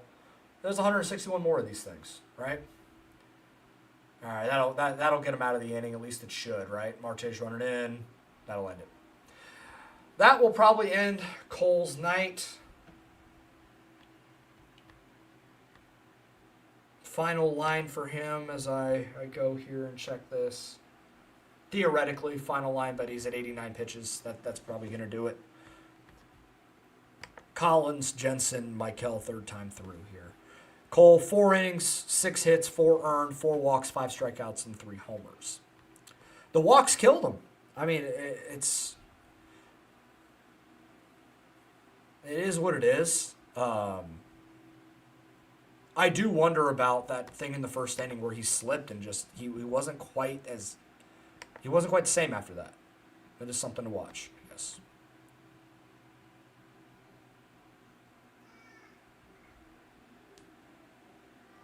Yeah, and we have plenty of depth pitching wise, and it's one night.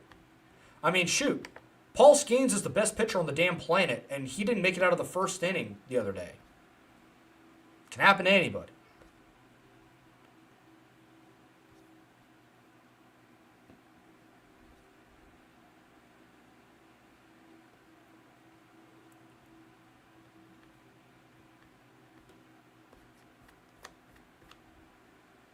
But it's one of those, again, I understand frustration, and that happens. You can probably hear it in my voice a little bit. But, same time, 1-162. I'm not in a place where it's just worth complaining about.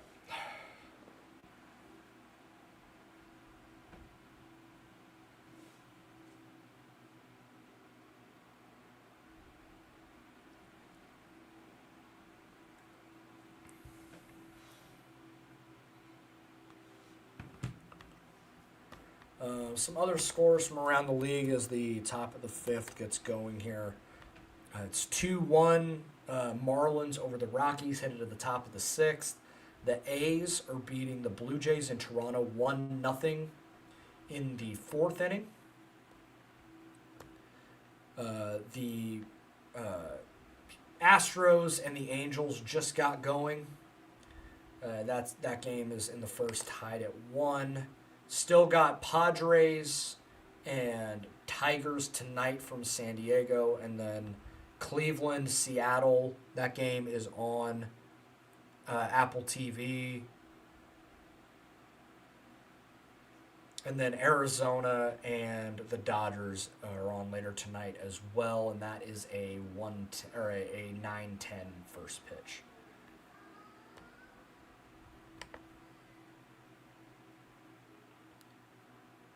Who's that pitching matchup? Michael King, Framber Valdez is the pitching matchup there in San Diego, so that'll be a fun one to watch later tonight.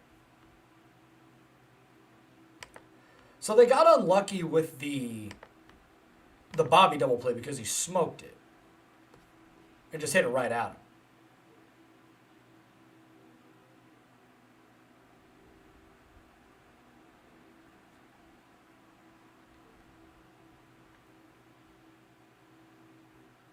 Iron PR, I don't know about that one, man. Dude's probably dude's the third best player in the sport. I don't know what you're talking about there.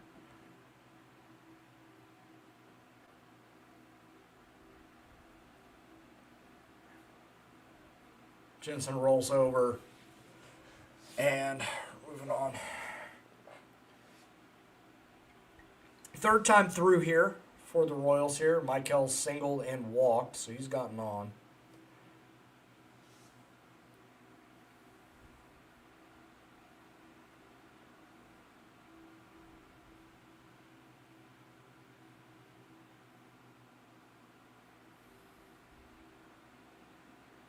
Sill does a really good job keeping the ball on the ground. Michael, and I don't think he got that one. Pretty good ride to the warning track. That'll end the inning. Probably the quickest inning of the night.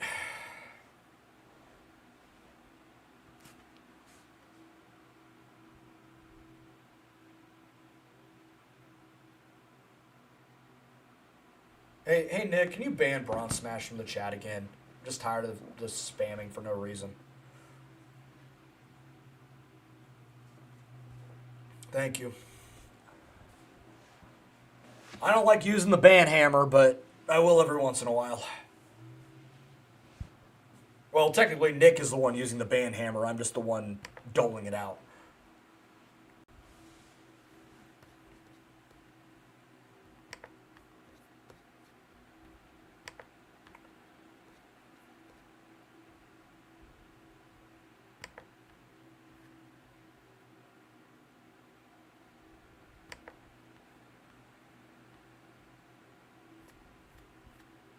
Iron, okay, man.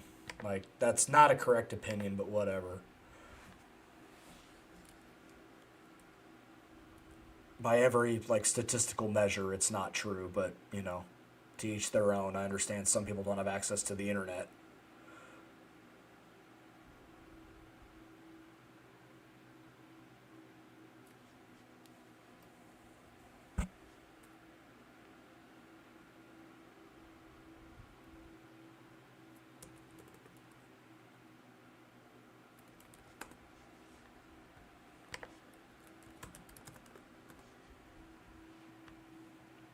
What are these? Oh shoot! St. John's has beaten Duke 55-47, and Alabama's beating Michigan 49-47 at halftime. So, a couple things rolling there on the basketball front. I got St. John's in the Final Four, and I got Michigan winning the whole thing. So I'd like for both of those. I'd like for the result to hold with St. John's, and I'd also like Michigan to get their stuff together. All right, back here, bottom of the fifth, Bailey Falter in for the Royals. He looked really good in his last start in spring training, or last outing in spring training when he came out of the bullpen. He struck out 5 in 3 innings with no walks, so we'll see what he's got. I was surprised that he made the roster. because he was out of options and he really wasn't that great last year. Injury in addition. I wondered, what they would be able to do or why they would hold on to him. But he fills a role they don't necessarily have, which is a third. It gives them a third lefty, and it also, but it gives them a long reliever out of the bullpen because Daniel Lynch is not that anymore. He's a one inning guy. Or he's turned himself into a 1 inning guy now, which is some of the velo spike. So it gives them a guy that can eat up some of these innings.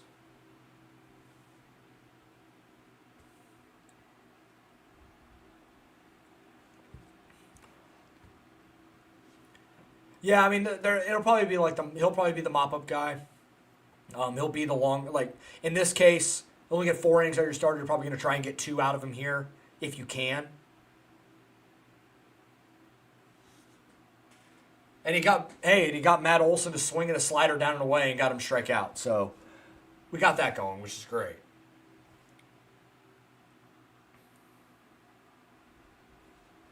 Hey, it's a good start. All right, let's change up the chat a little bit. So I asked people what their walk-up song would be earlier. I think there's a different conversation when it comes to what would your walk-up song be, or what would your walkout song be if you were closing out a game in the 9th inning? So if you were in the 9th inning, what song are you running out of the bullpen to? Because I view it, I think they're very different conversations. Bailey Falter's getting in-zone whiffs on his fastball that I don't think he did a single time when he came over to Kansas City last year. So they must Yeah, I think, at least for me, that one part of Freebird, hell yeah, that's awesome. No, I love that. Just hit off of Michael's glove. That was I think it took a weird hop off the lip of the grass.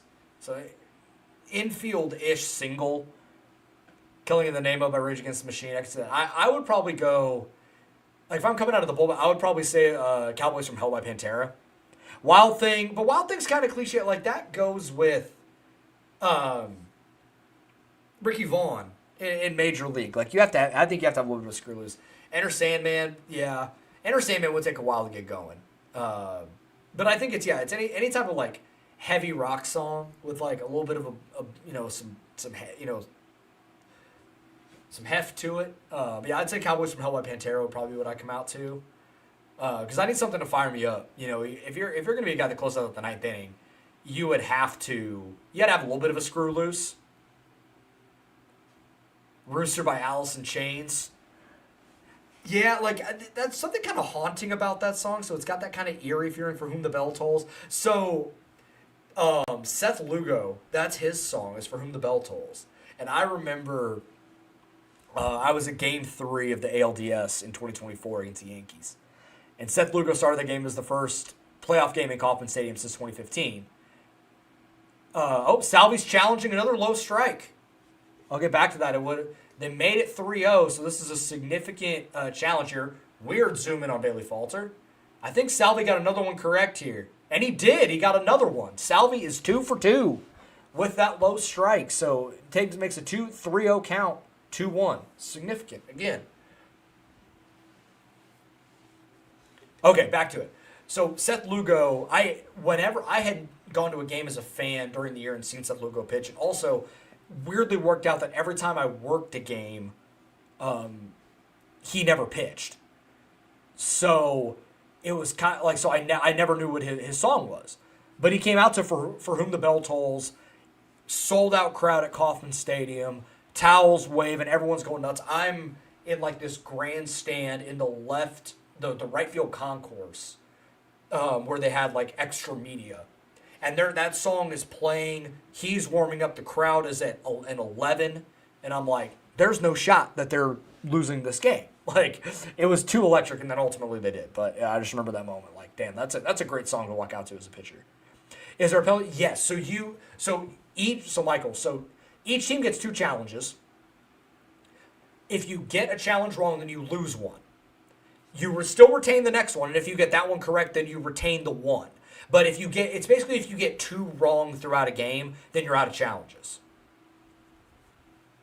So it's one of those you got to find a way to use them correctly. Salvi has used the challenge twice on those low strikes, and Salvi's doing it again. I think they have found kind of a hole in this guy's strike zone where he is missing that low strike, and that one was completely in the strike zone. And again, like, this is where I wonder if you're like, where umpires, like, where are you gonna adjust, right? Like, are you gonna adjust here to, like, hey, that low strike? Yes, but I think it's one. I think if you lose, I don't think it's two. But I also haven't watched enough college basketball to know for sure.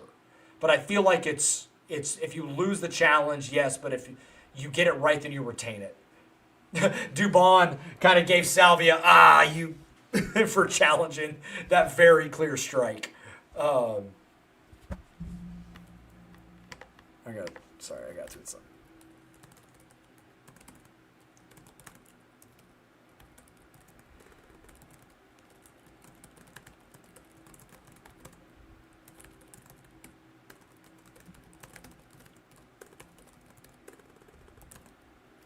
That's a great split by Bailey Falter there on the outer half.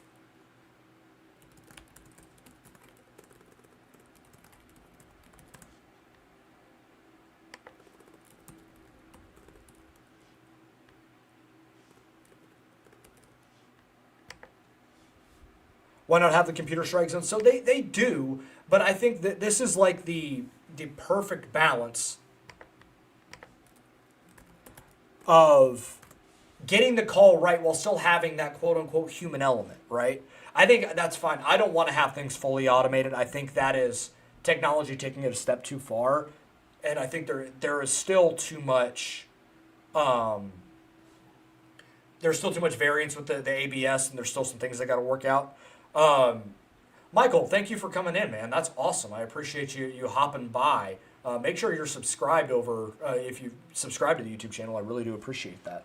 I think I have them at 86 and 76, and they make the playoffs. I think this team is too talented. I know tonight hasn't necessarily looked that way, but I view this as a playoff team, and that should be the expectation. It's pretty binary this year. I don't think there is any sort of successful Royals season that doesn't end in the playoffs. Like, if they miss I don't care if they go 83 and 79. If they don't make the playoffs, they fell short. They fell short of expectation. That's what they did. Vinny might be a sneaky Gold Glove guy. And I know Gold Glove is not necessarily the best indicator of best defender, but it could be a little bit. No, I do not stream every game. This is actually the first time I've done this since the 2024 playoffs, when I think we streamed game 1. So this was just different because the opening day was on the road. So I didn't, not out at the ballpark. But I've talked about this earlier in the stream, right, as we got going, that I may make this like an every once in a while thing, like when we have a big Friday night game or something against a divisional opponent, or maybe the occasional weekday game with a big pitching matchup, road or home. I may do it, but I'll let you guys know when I do.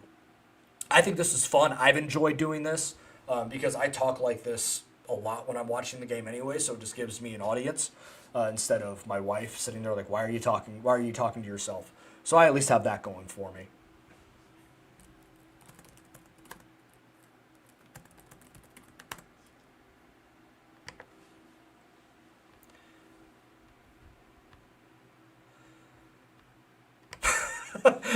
Sorry, somebody quote, because I tweeted that Salvi's 3 for 3 on low strikes, and someone said Salvi adding ABS challenges to his Hall of Fame resume, and it's Thanos getting all the Infinity Stones. Oh, that's funny. Yeah, man, Michael, thanks for hopping by and being a part of this. So after this game is over, we're going to be doing a live post game show. Kevin O'Brien from the new Royals Pipeline show will be joining me for that. You should expect that here in right after the game is done. Like, this stream will end. hop right over to that live game, and it'll be there as well. You'll see one kind of long form episode a week with 2 or 3 live post game shows throughout the season as well. And those will be on the audio and the video side as well. This will not be on the audio side because that would be a terrible listen. Yes, I need to be better about being in the Discord. I'm terrible about it. I check it every once in a while, but I don't have the notifications on for it, and I'm not. It's not great. I need to be in it a little bit more.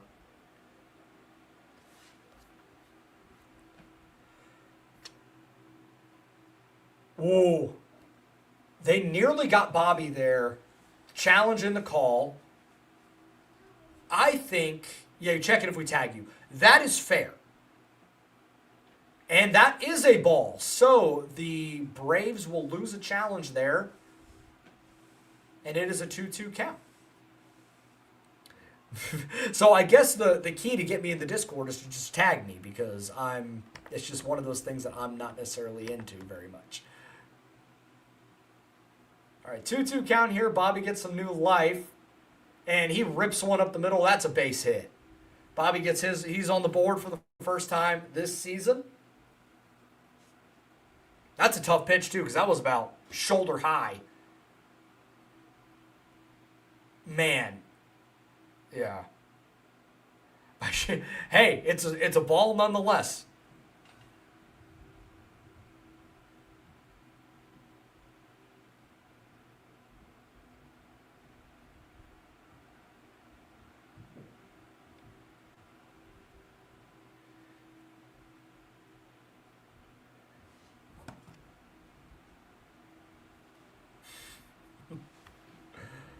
All right, let's see what Lane Thomas has got here. 0 for 2, or 0 for 1 with a walk.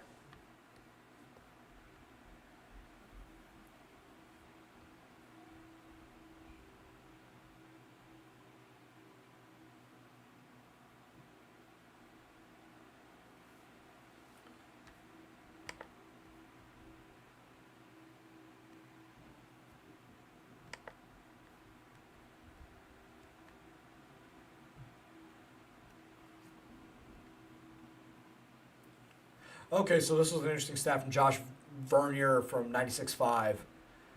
Cole Reagan's allowed 2 home runs to left-handed hitters in his 4 innings tonight. Prior to tonight, he'd only allowed 2 home runs to left-handed pitchers in his Royals career, and that's over 319 innings. So that's noteworthy, but also an anomaly, perhaps.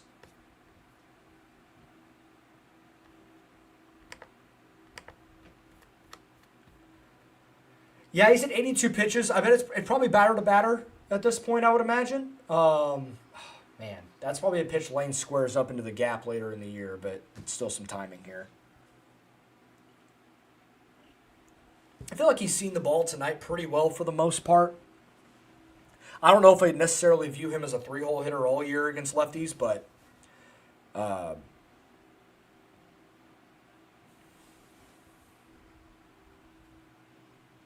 there's strike. Yep.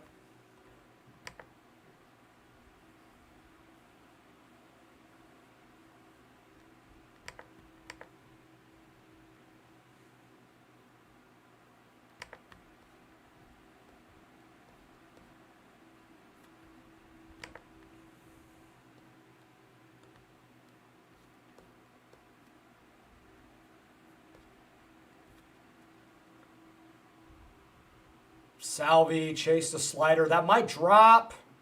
Acuna made a diving play. Man. Salvi's gotten robbed twice tonight.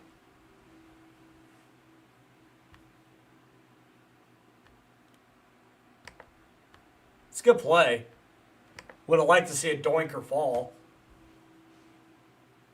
I thought that one had a chance, and Acuna just came in out of nowhere.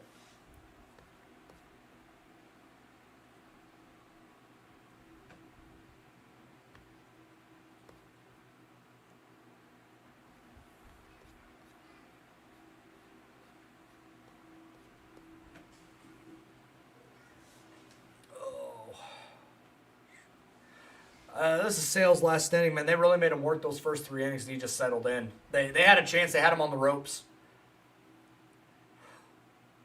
And, missed opportunities. You got to come through. Got to learn from this. And again, you got 161 more of these things, and you're not going to face a Chris Sale every night.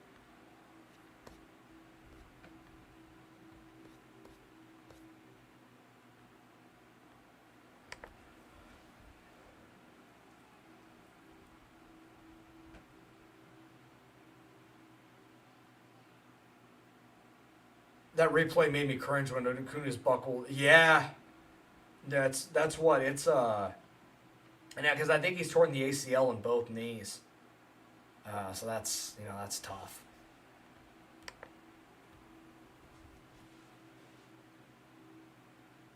Another throw over, so that's 2 disengagements there. So now Bobby could run, but 0-2, 2 outs. I don't think he's going to be on the move right now.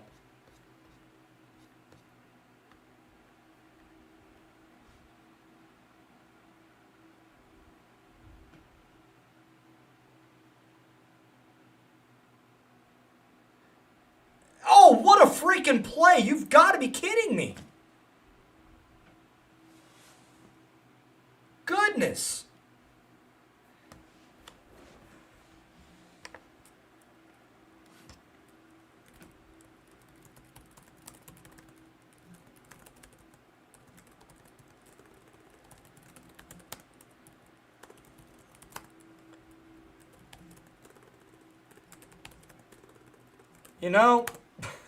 Sometimes the baseball gods just tell you, you know what, it's not happening for you tonight. And that might have been our indicator.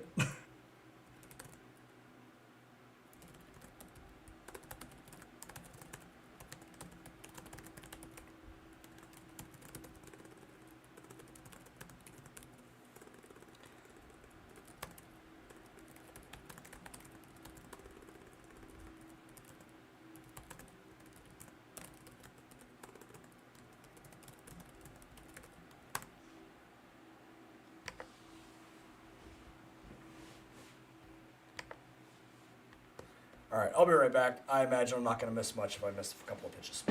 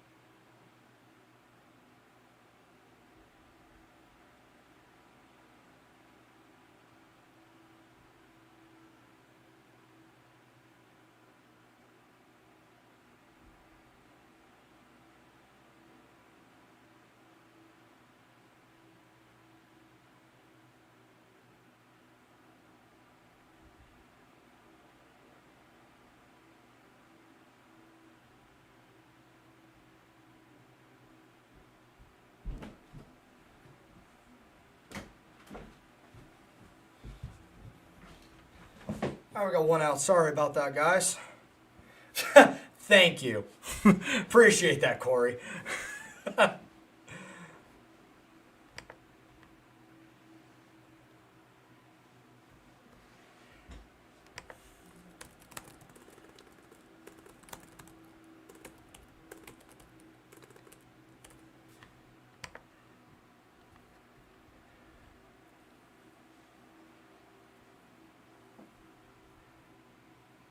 I will say, I've been pretty impressed with Bailey Falter, and I didn't expect necessarily to say that.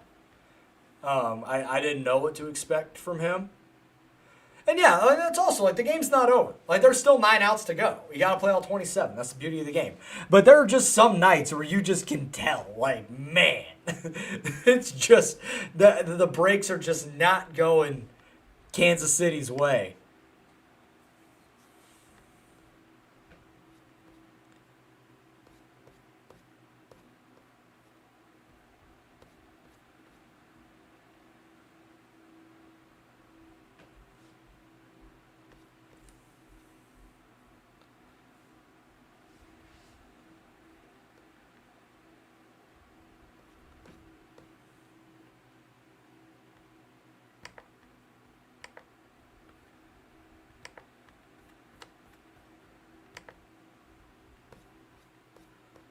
Can anyone give me an update, by the way, if anyone else has it available? I just don't want to take my eyes too far away from this game as I get another beer. What the St. John's Duke score is, if anyone, and a time left on that, I would appreciate it. I got St. John's making the Final Four, so I got a little stake in it.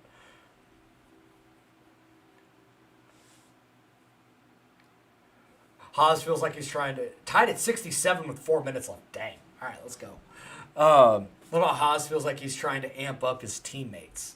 Yeah, it's still like he's in a very unique position still. That's a strike. Oh, okay, he's challenging it. I think that nicked the zone if the box on the broadcast is correct. And it was. That's strike 3. And the Braves are out of challenges. It seems like people like what Haas is doing, that he's doing well.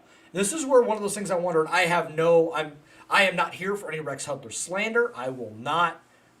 You will not hear anything like that from me. I love Hud, but I wonder if this is kind of like a soft succession plan over the next year or two. That Hud, who's up into his 60s now. Like, I wonder if he's just like, hey, maybe time for him to retire, move on, and then Haas kind of swoops in. Like, I wonder if there is any element of that. That might be a swinging bunt from Drake Baldwin. Great play from Vinny and Michael. I'm thinking it might have got him by half a step. Let's see. The Braves are taking a look. Nope. A great play on a swing by Drake Baldwin, and a great extension by Vinny at first base. I also think, maybe it'll reduce Hud's workload so he doesn't have to travel as much. I do think that is part of it as well.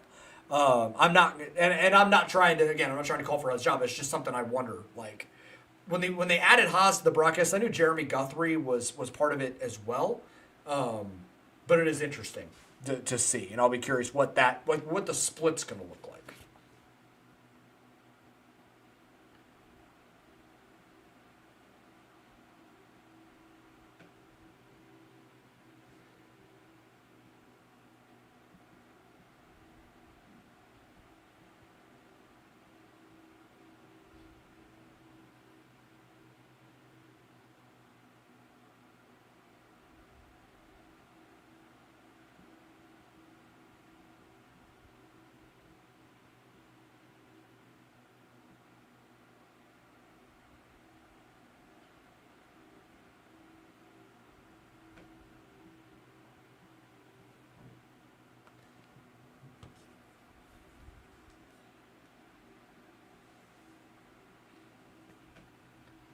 Yeah, I want to see a little bit of life here. Got 3 hits, had some opportunities. Hey, winning it against the Braves bullpen wouldn't be the worst idea. Now, they are very smart on the Braves' part. It looked like they were bringing in a lefty. I think they had Dylan Lee up in the bullpen. So, trying to I think it's a little bit of a compliment to Jack Caglione. Hey, we don't want to see him up in that spot right there. So it'll be still Marte, it'll be India, and it'll be Collins here, 6, 7, 8. here in the I think what, seventh inning now. Yep, they bring in another lefty.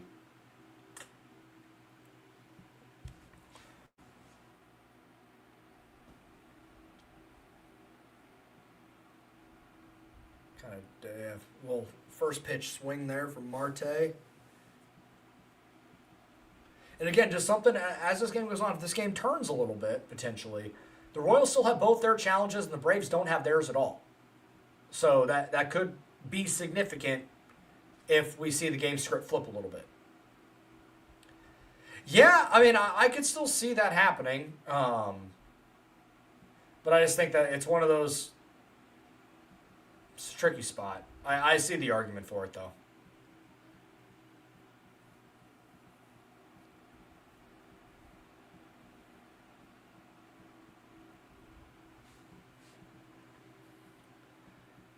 Three straight sliders to Marte here. Fastball, and he popped it up. It's out number one.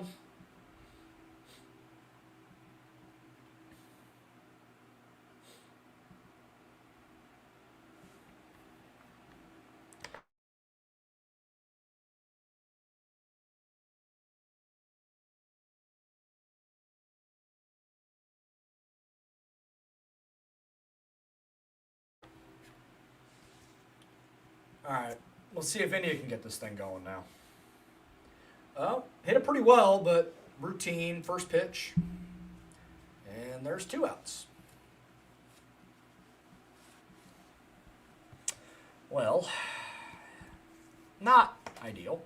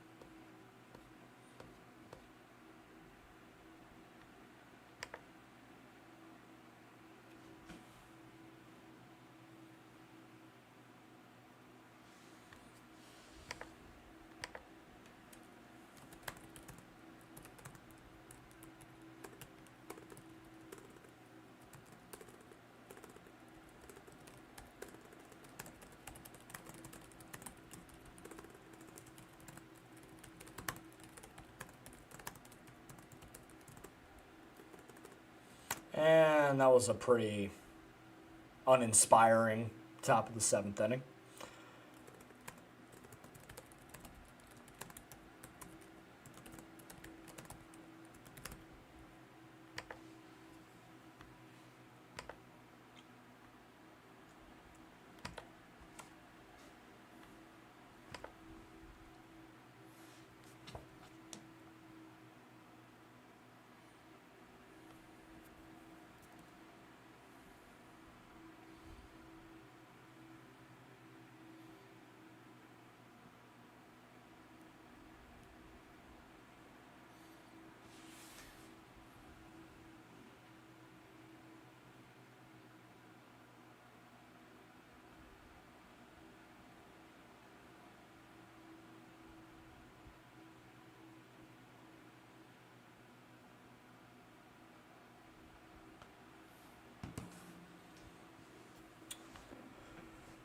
Oh boy. Okay. Like I mentioned, we're going to be doing a live post-game show after this with Kevin O'Brien, who's over Royals Pipeline, and you can read his work elsewhere as well. So excited to excited to be able to talk to him about this game, see where things go. Obviously, not necessarily the way we wanted tonight to go, but still some things to talk about as we kind of try to dive in on this game, but still have the long view of the season to go through there.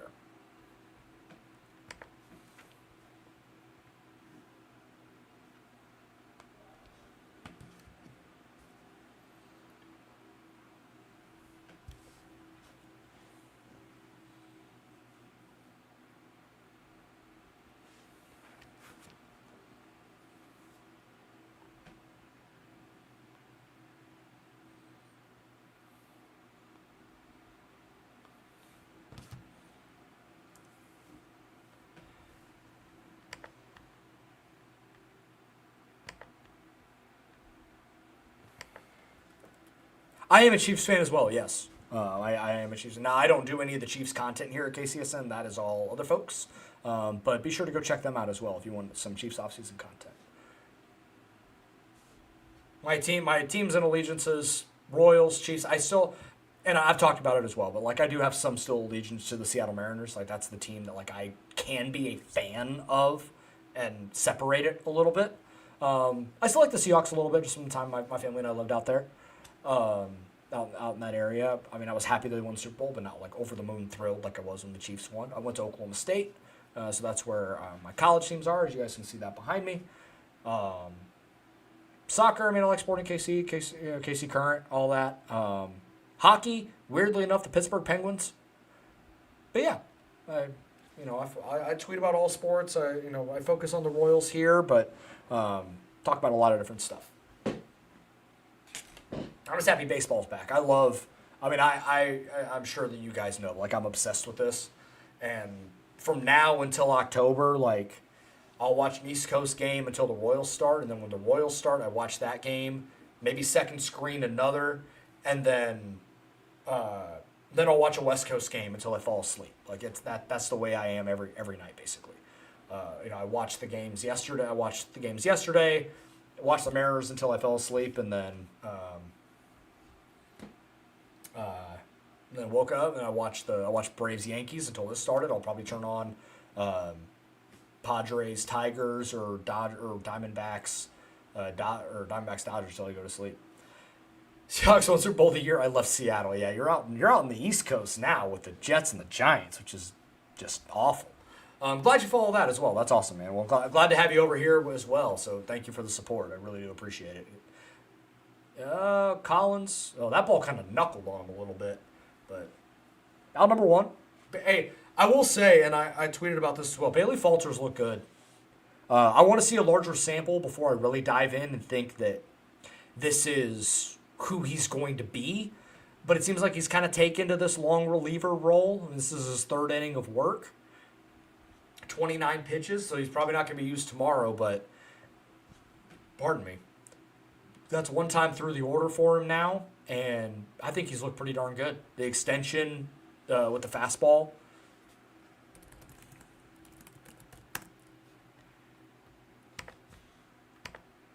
Let me see if I can find some metrics on the fastball here for him as I go through this.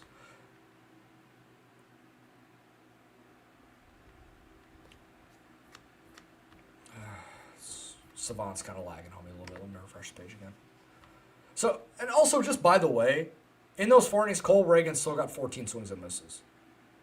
Like, the swing and miss stuff is still there. He just didn't have the command. He's got to find ways to have a B outing and not just an A or a D outing, right? It kind of feels like there's not a lot of there's too much variance to some of this stuff. But the fastball's up, up a tick because he's not a starter. He's got some swings and misses on that. He's getting, 17 inches of endurance vertical break. He doesn't get a lot of spin, but the extension and with how long he is, how big his hands are, he's able to spin the ball, and able to get it there, and hold its plane. So this is kind of what the Royals, wanted. It's a unique profile because of how long he is. The long legs, the long arms. The ball really gets up on a hitter because he's 6'5", 6'6". Is he? Oh, he's 6'4". I don't know about that. I feel like he's taller than that. I've stood next to him. He's not 6'4". Which, by the way, I'm not even sure Isaac Collins is 5'8". He's taller than me, and I'm 5'10". So either I've been lied to my entire life, or Isaac Collins is 5'10". Ball down the line. Just kind of flipped the ball out there.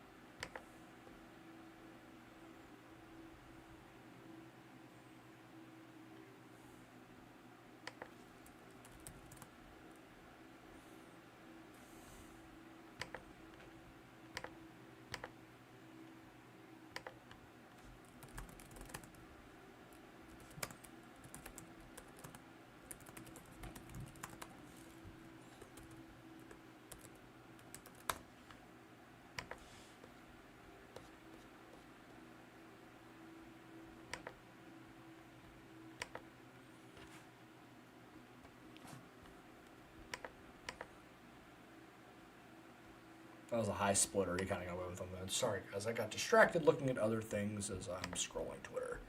And seeing people just rage posting. It's something else, man. It's like, and I talked about this last year. Some of it feels just like a Chiefsification of the way that we view the Royals.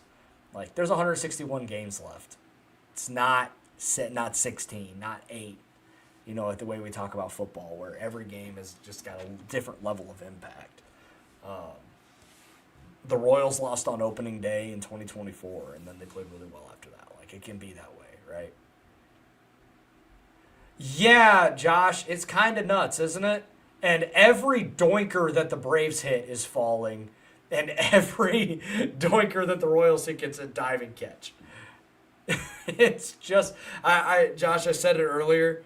I don't know if you heard it, but I said it's just one of those, the baseball gods are making it abundantly clear it's not your night.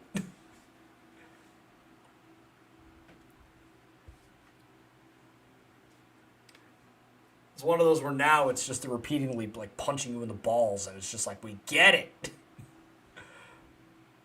All right, let's see if we can get a ground ball double play here.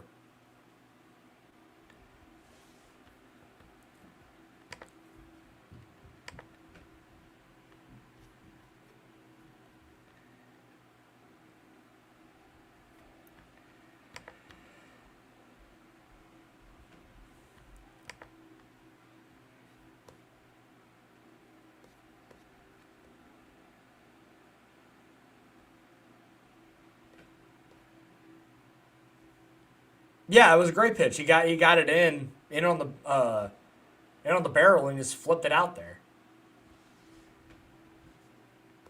So that's sometimes where just baseball's cruel. Like you can do all of the right things and still not get rewarded for it. It's kind of wild how that works.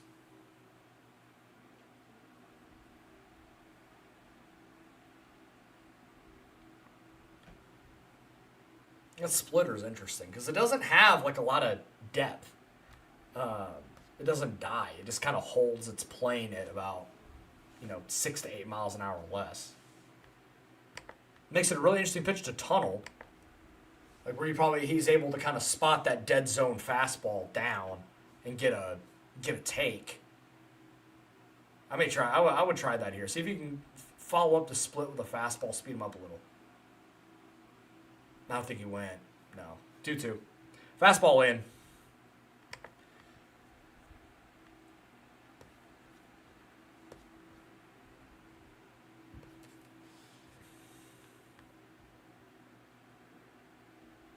Yeah, I have this team at 86 and 76 as well. So, yeah, like, you're going to lose games. The best teams in baseball, at, worst, like the Dodgers, at worst, if they win 95 games, that puts them at what? 67 losses? The best teams in baseball win at like 55 to 58%.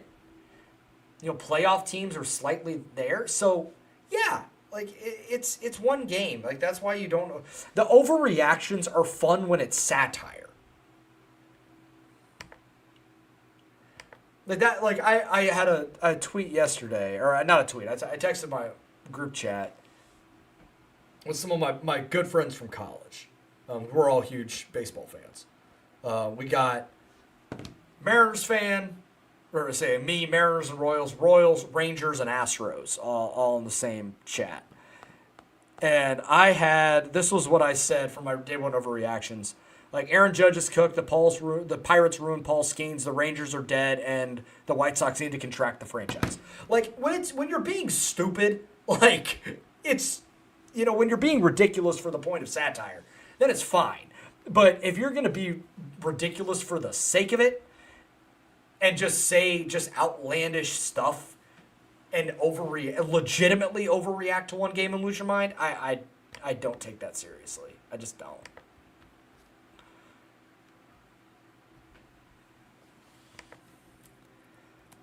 How's this St. John's Duke game looking here?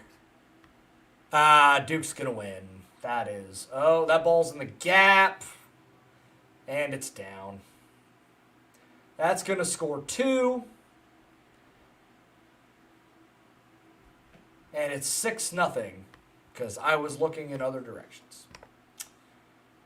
That is one of those where it didn't look like Lane got a great jump.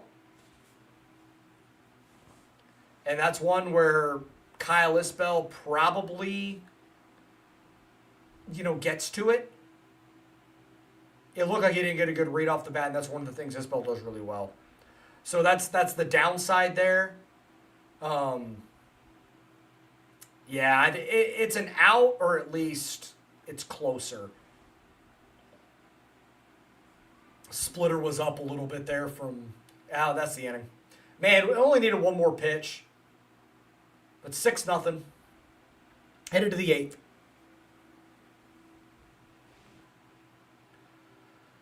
Man, only 3 hits. I feel like the Royals have had a bunch of good at-bats. It's one of those things where, I'm not going to be incredibly upset coming away from this because I feel like there's been some stuff offensively that still gives me optimism. And I know that's weird to say, considering the way that some of these at-bats have gone and the way that things have gone.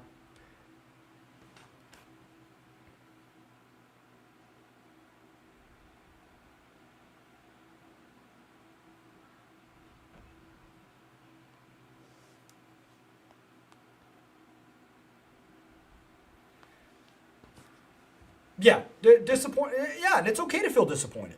I'm sure, other teams that lost in kind of tough fashion on opening day were disappointed. But, that's the way, should feel that way. And this is not going to be the lineup that we see every night. If this were the lineup we had to run out there every night, I'd be like, oh, boy. But I know having Jack in there and, it's going to lengthen things up a little bit. I know Jensen's going to look better as the season goes. We know what the top 4 in the lineup are going to do most nights, right? With Michael and Bobby and Vinny and Salvi. They're all going to be fun. And So Intact has a great point here. Disappointment is fine because it means we have actual expectations. Yeah, the Cubs lost to the Nationals at home. And people think the Nationals might be a team that can, or not the Cubs, they might be a team that can win the whole thing. So... in the grand scheme of things, a lot can change between now and then, right? Having actual, and I think it's a great point that having actual expectations is good. When the Royals lost on opening day in 2024, I was like, okay. Because I thought they were going to win 74 games. And I'm like, okay, it's whatever, shit happens, right? And then they rattled off a bunch of games in a row and started to win. That could start tomorrow. Who knows? They could rattle off 6 in a row after this. We don't know.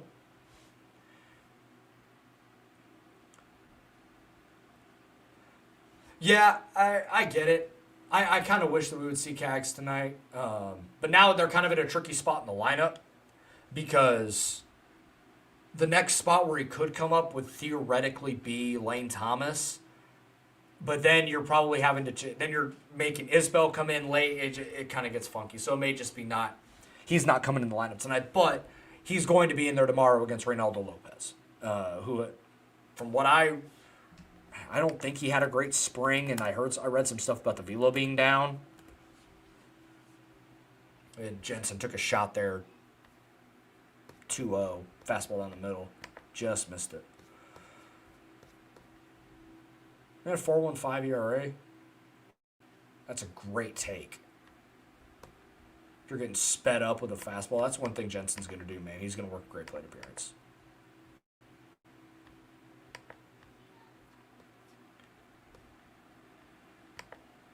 I chopped that one. Not going to get through, though. Hard 90 from him, though. It's not nothing.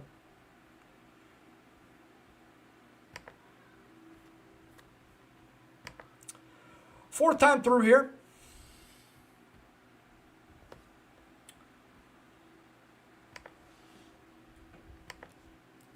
Oh, here we go. Time to think about Saturday. How much we like the matchup against Reynaldo Lopez. There was a ton of fastballs. Royals weren't a great fastball hitting team in 25. I feel like they've squared up. They squared up some of Chris Sales, right? That's also 2025. This is a new team with a new hitting staff, and if the so we'll see. I think it is going to be interesting, but I am going to be optimistic, and we'll see where it goes. If he's able to beat him with a bunch of fastballs in the low 90s, I will have some concern. But, we'll see. I think they've done a really good job of forcing forcing pitchers into the strike zone tonight, if that's anything, right? Especially Chris Sale. Not chasing those strike to ball pitches as much.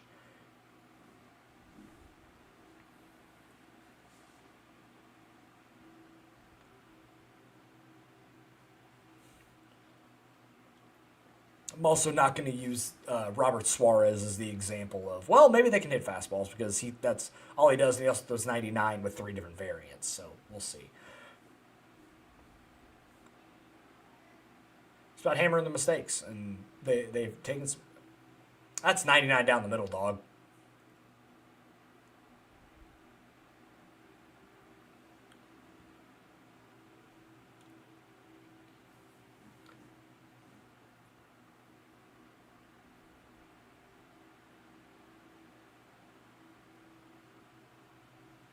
All right, Bobby, 2 outs here in the 8th.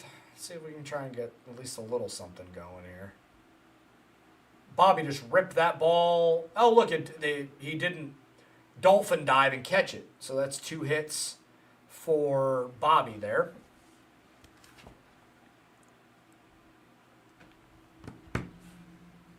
What type of numbers do you think he could put up? I think if Cags hits anywhere from like 240 to 250, I think he could hit 25 to 30 homers. Desert Fan, glad to have you back in here. Yeah, Ravens was disappointing tonight, but it's one game. There's still some things that he did that I still think he's probably going to be fine. A bit of an anomaly, giving up the 2 home runs lefty-lefty. I think there were just some pitch sequence decisions that weren't great, that didn't quite help there. The walks are obviously a bit of a concern. That ball's in the gap. So that ball's going to get down first and third here with 2. Bobby stopped at second. Cunha cut that off. I thought that was for sure going to be a first and third spot for Bobby, but probably didn't want to make third out of third there. I just kind of assumed. Yeah, I probably won't have 60% homer to fly ball. I don't think so. A weird night too, and I kind of go back, and I've referenced it a couple of times. I'm going to talk about it with Kevin and kind of get his thought too. Some people had stronger takes than this that are, I think, kind of go beyond the pale a little bit online. It felt like when he slipped with it on his front foot in that Albies at bat, it shook him a little. Like he didn't quite trust his front side and fully getting down the mound and like getting that fastball. Because he missed his fastball up a lot after that. And the slider hung up, the changeup hung up because he just didn't trust to drop that front foot, plant, and go. Like he did in the first couple batters where he threw 3 pitches and got 2 outs. And it was like, oh, he might get out of this throwing 6 or 7 pitches and we're moving on. But the inning goes, he ends up throwing about 15 pitches, 15 to 18, and giving up the homer. So that the game kind of changed right there. But they're still fighting here. A couple hits late here between Lane Thomas and Bobby Wood Jr. We might actually see Cags in the 9th now, with a guaranteed at bat for Starling Marte now in the 9th. I bet we might see a Cags pinch hit against a righty. Salvi shoots the ball to the right side, but not enough right at Ozzie Albies, and we go.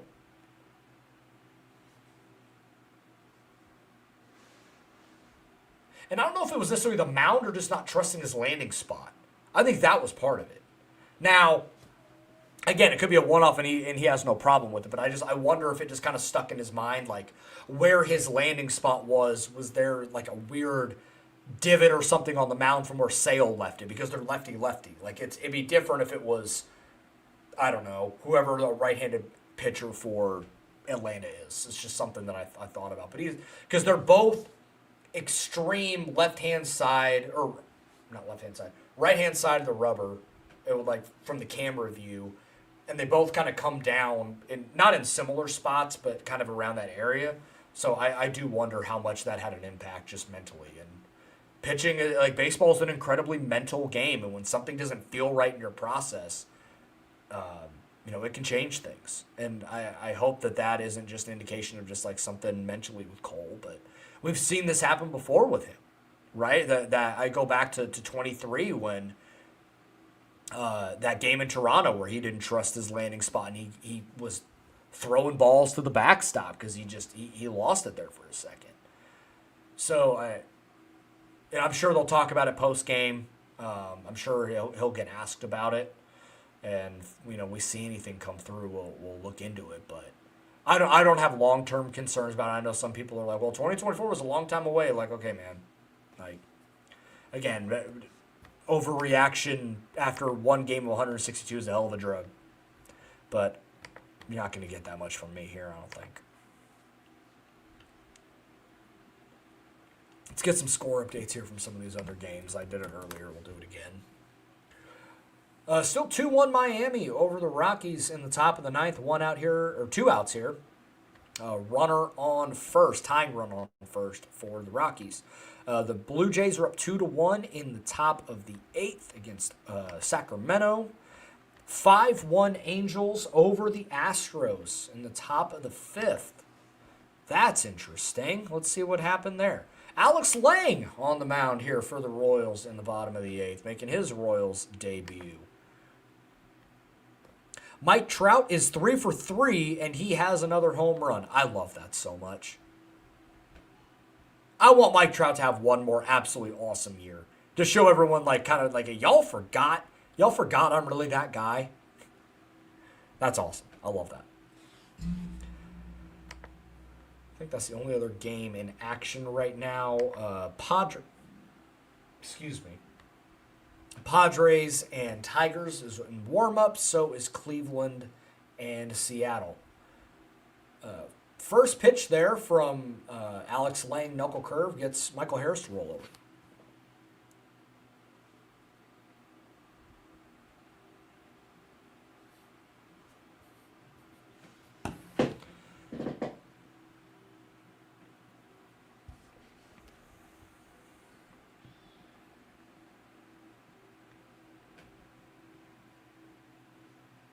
That's wild, Corey.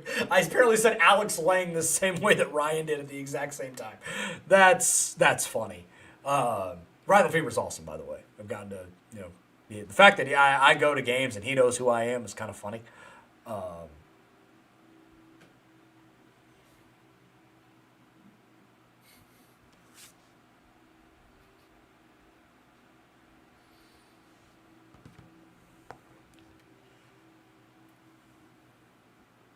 I think we're all, well, technically, I think most of us are all streaming because, I guess it depends on if you have cable or not. I'm on Royals.tv on the MLB app because I don't have cable, so I just do the YouTube TV streaming thing, and this is fine.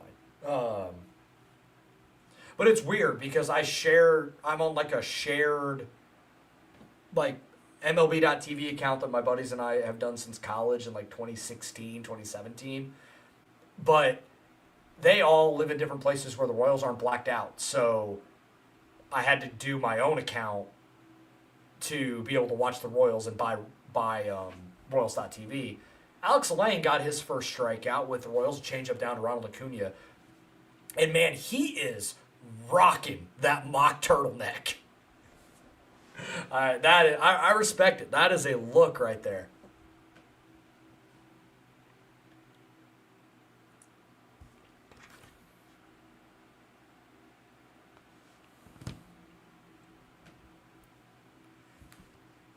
I haven't seen too many fastballs, but a lot of breaking stuff here from Lang so far.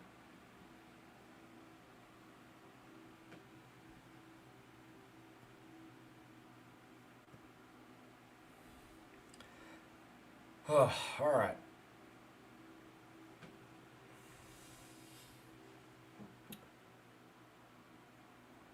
'96. Okay, still got some of the velo there, which is good to see.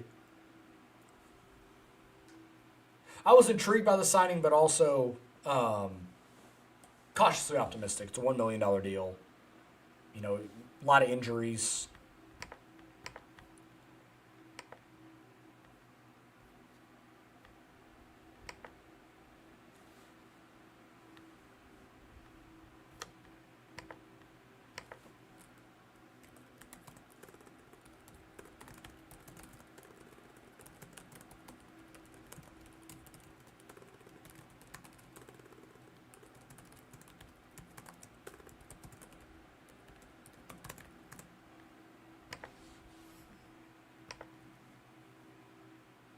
It's a good pitch. All right, scoreless inning for Alex Lang. I'm sure that was a cool moment for him. Being able to pitch for the hometown team, his hometown team. Vinny, Starling, theoretically, and Jonathan India coming up here in the 9th. Last go around for Kansas City. When the game is over, we'll end this stream. Head right on over to if you stay on the YouTube channel, hit that live tab. Go to the post-game show, wait there, give us a couple of minutes, and we'll go ahead and get going on that. And we'll have the post-game show with Kevin O'Brien of Royals Pipeline will be joining me for that. Appreciate everybody hanging out, listening, hanging and spending the last couple of hours with me.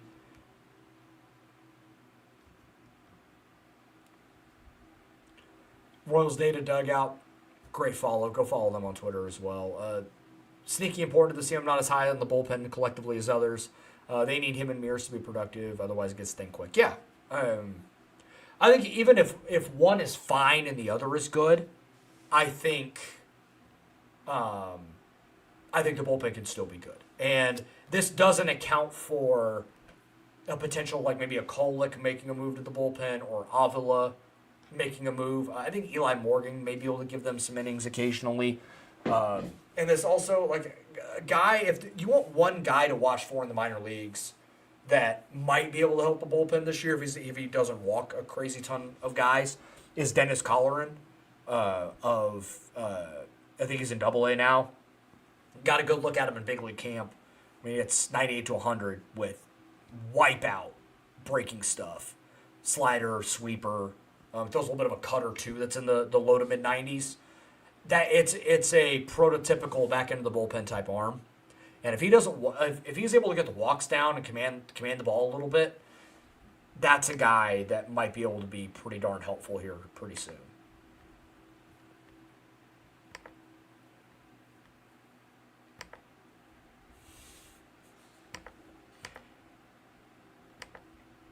That's a great pitch.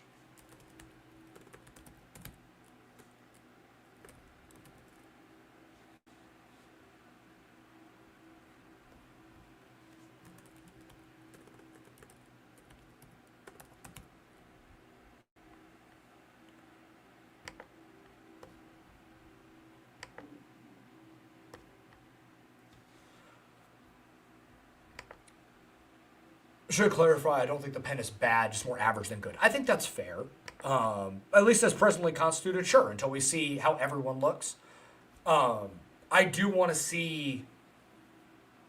I'm a little concerned about Estevez, but I do want to see what it looks like when live things are going. Because he said, like, he kind of needs the adrenaline of a real game situation to get the velo going. Like, I mean, he's been pitching for a long time. Like, I think that's fair. Like... You know, after doing it for so long, like pitching in spring training, like, let's just get to the regular season. Like, that's the hope and the cope is that he's ultimately going to be okay. All right, hey, Corey, we are getting a Jack at bat. Hopefully you're still watching, man. Pinch hit here for Jack in the 9th. Tough spot. I mean, but it's also you're down 6-0. Like, get an ace swing off, man. Hit a ball 480 just to give us a little bit of something to talk about going into tomorrow. Yeah, I think he's smiled a little bit there, knowing it probably shouldn't have swung at that. Little half-hearted attempt. He did. He was like 9. I think he hit a 92 in his final outing in Texas. So, I mean, if he's 94, 95 when he goes out there this weekend, then hey, he'll probably be fine. If he's 90 or 91 again, I will have some red flags going up that his arm may just be done, but. We won't really know until we see it in live action, in like real regular season action. 1-1 here to Cags. Woo! Slider. He was geared up for a fastball.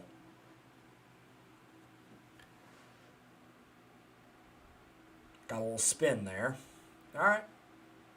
See what he's got.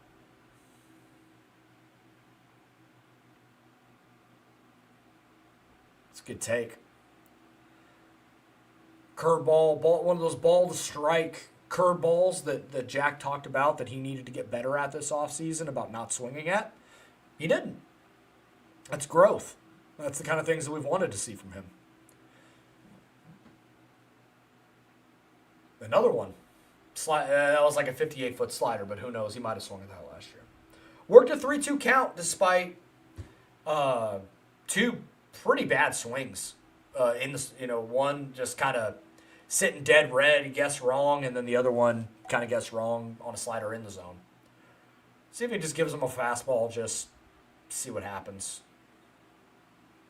Slider in, strike 3.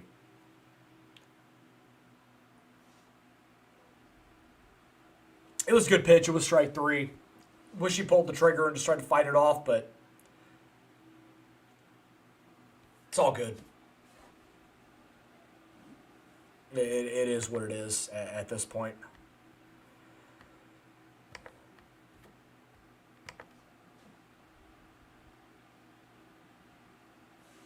Down to our final out here.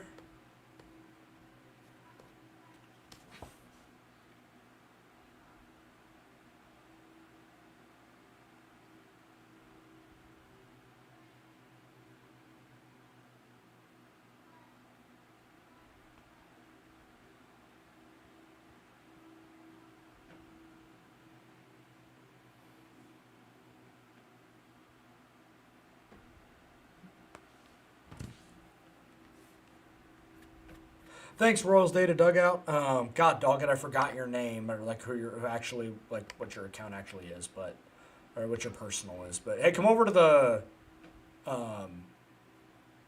post game show. That's gonna be it. 6-0 Braves to end this one. 6 runs, 11 hits, no errors for the Braves. No runs, 5 hits, no errors for the Royals. Tough start to 2026, but again, we got 161 more of these things, so a lot of time to try and get better. Some things that I saw tonight that I did like, some positive indicators of the direction that we're going to head, that this team might head in. Got a right-handed pitcher on the mound tomorrow, so we'll see a more normal, quote-unquote, lineup. So we'll see what happens. Going to go ahead and end the stream there. Give us a couple of minutes, and we'll head on over to the live post-game show, break down what we saw here, and then we'll talk to you guys later this week. Thank you guys so much for hanging out near 3-hour stream. Appreciate those of you that stuck around from beginning to end, and talk to you all in a couple minutes.